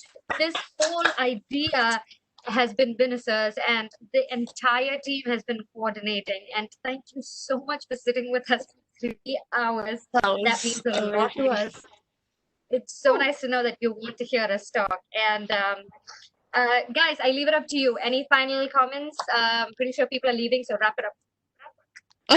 Thank you for validating the fact that we have something valuable to give, and we are really happy to come back to SJC, even if we're not physically there. Like, this is amazing. Already, it just feels like we're back in SJC, back into 2013, 14, 15, 16, 17. Like, And big thanks to Anne. She has worked really hard from morning to Yes. whole day to organize this. I kind of gave her a tough time later in the evening, but then Yeah. good job, Anne. It's amazing, and we love you. Yeah. And thank you for staying up in the night, Aaron, John, like amazing, and staying up in the night yesterday, Maureen and Vicky, amazing, you know. So all of this is so great, and we look forward to see your responses, and if you want more from us, we are there in moderation. Yep. Free to connect. Feel free to connect, definitely. All right, guys. So I think it's safe to say that we are going to wind up for today. Thank you so much again for staying on the session with us. Have a lovely, lovely day. Thank you. Bye. Thank you. Weekend, guys. Bye. See ya. Bye-bye. Take care. Bye, guys.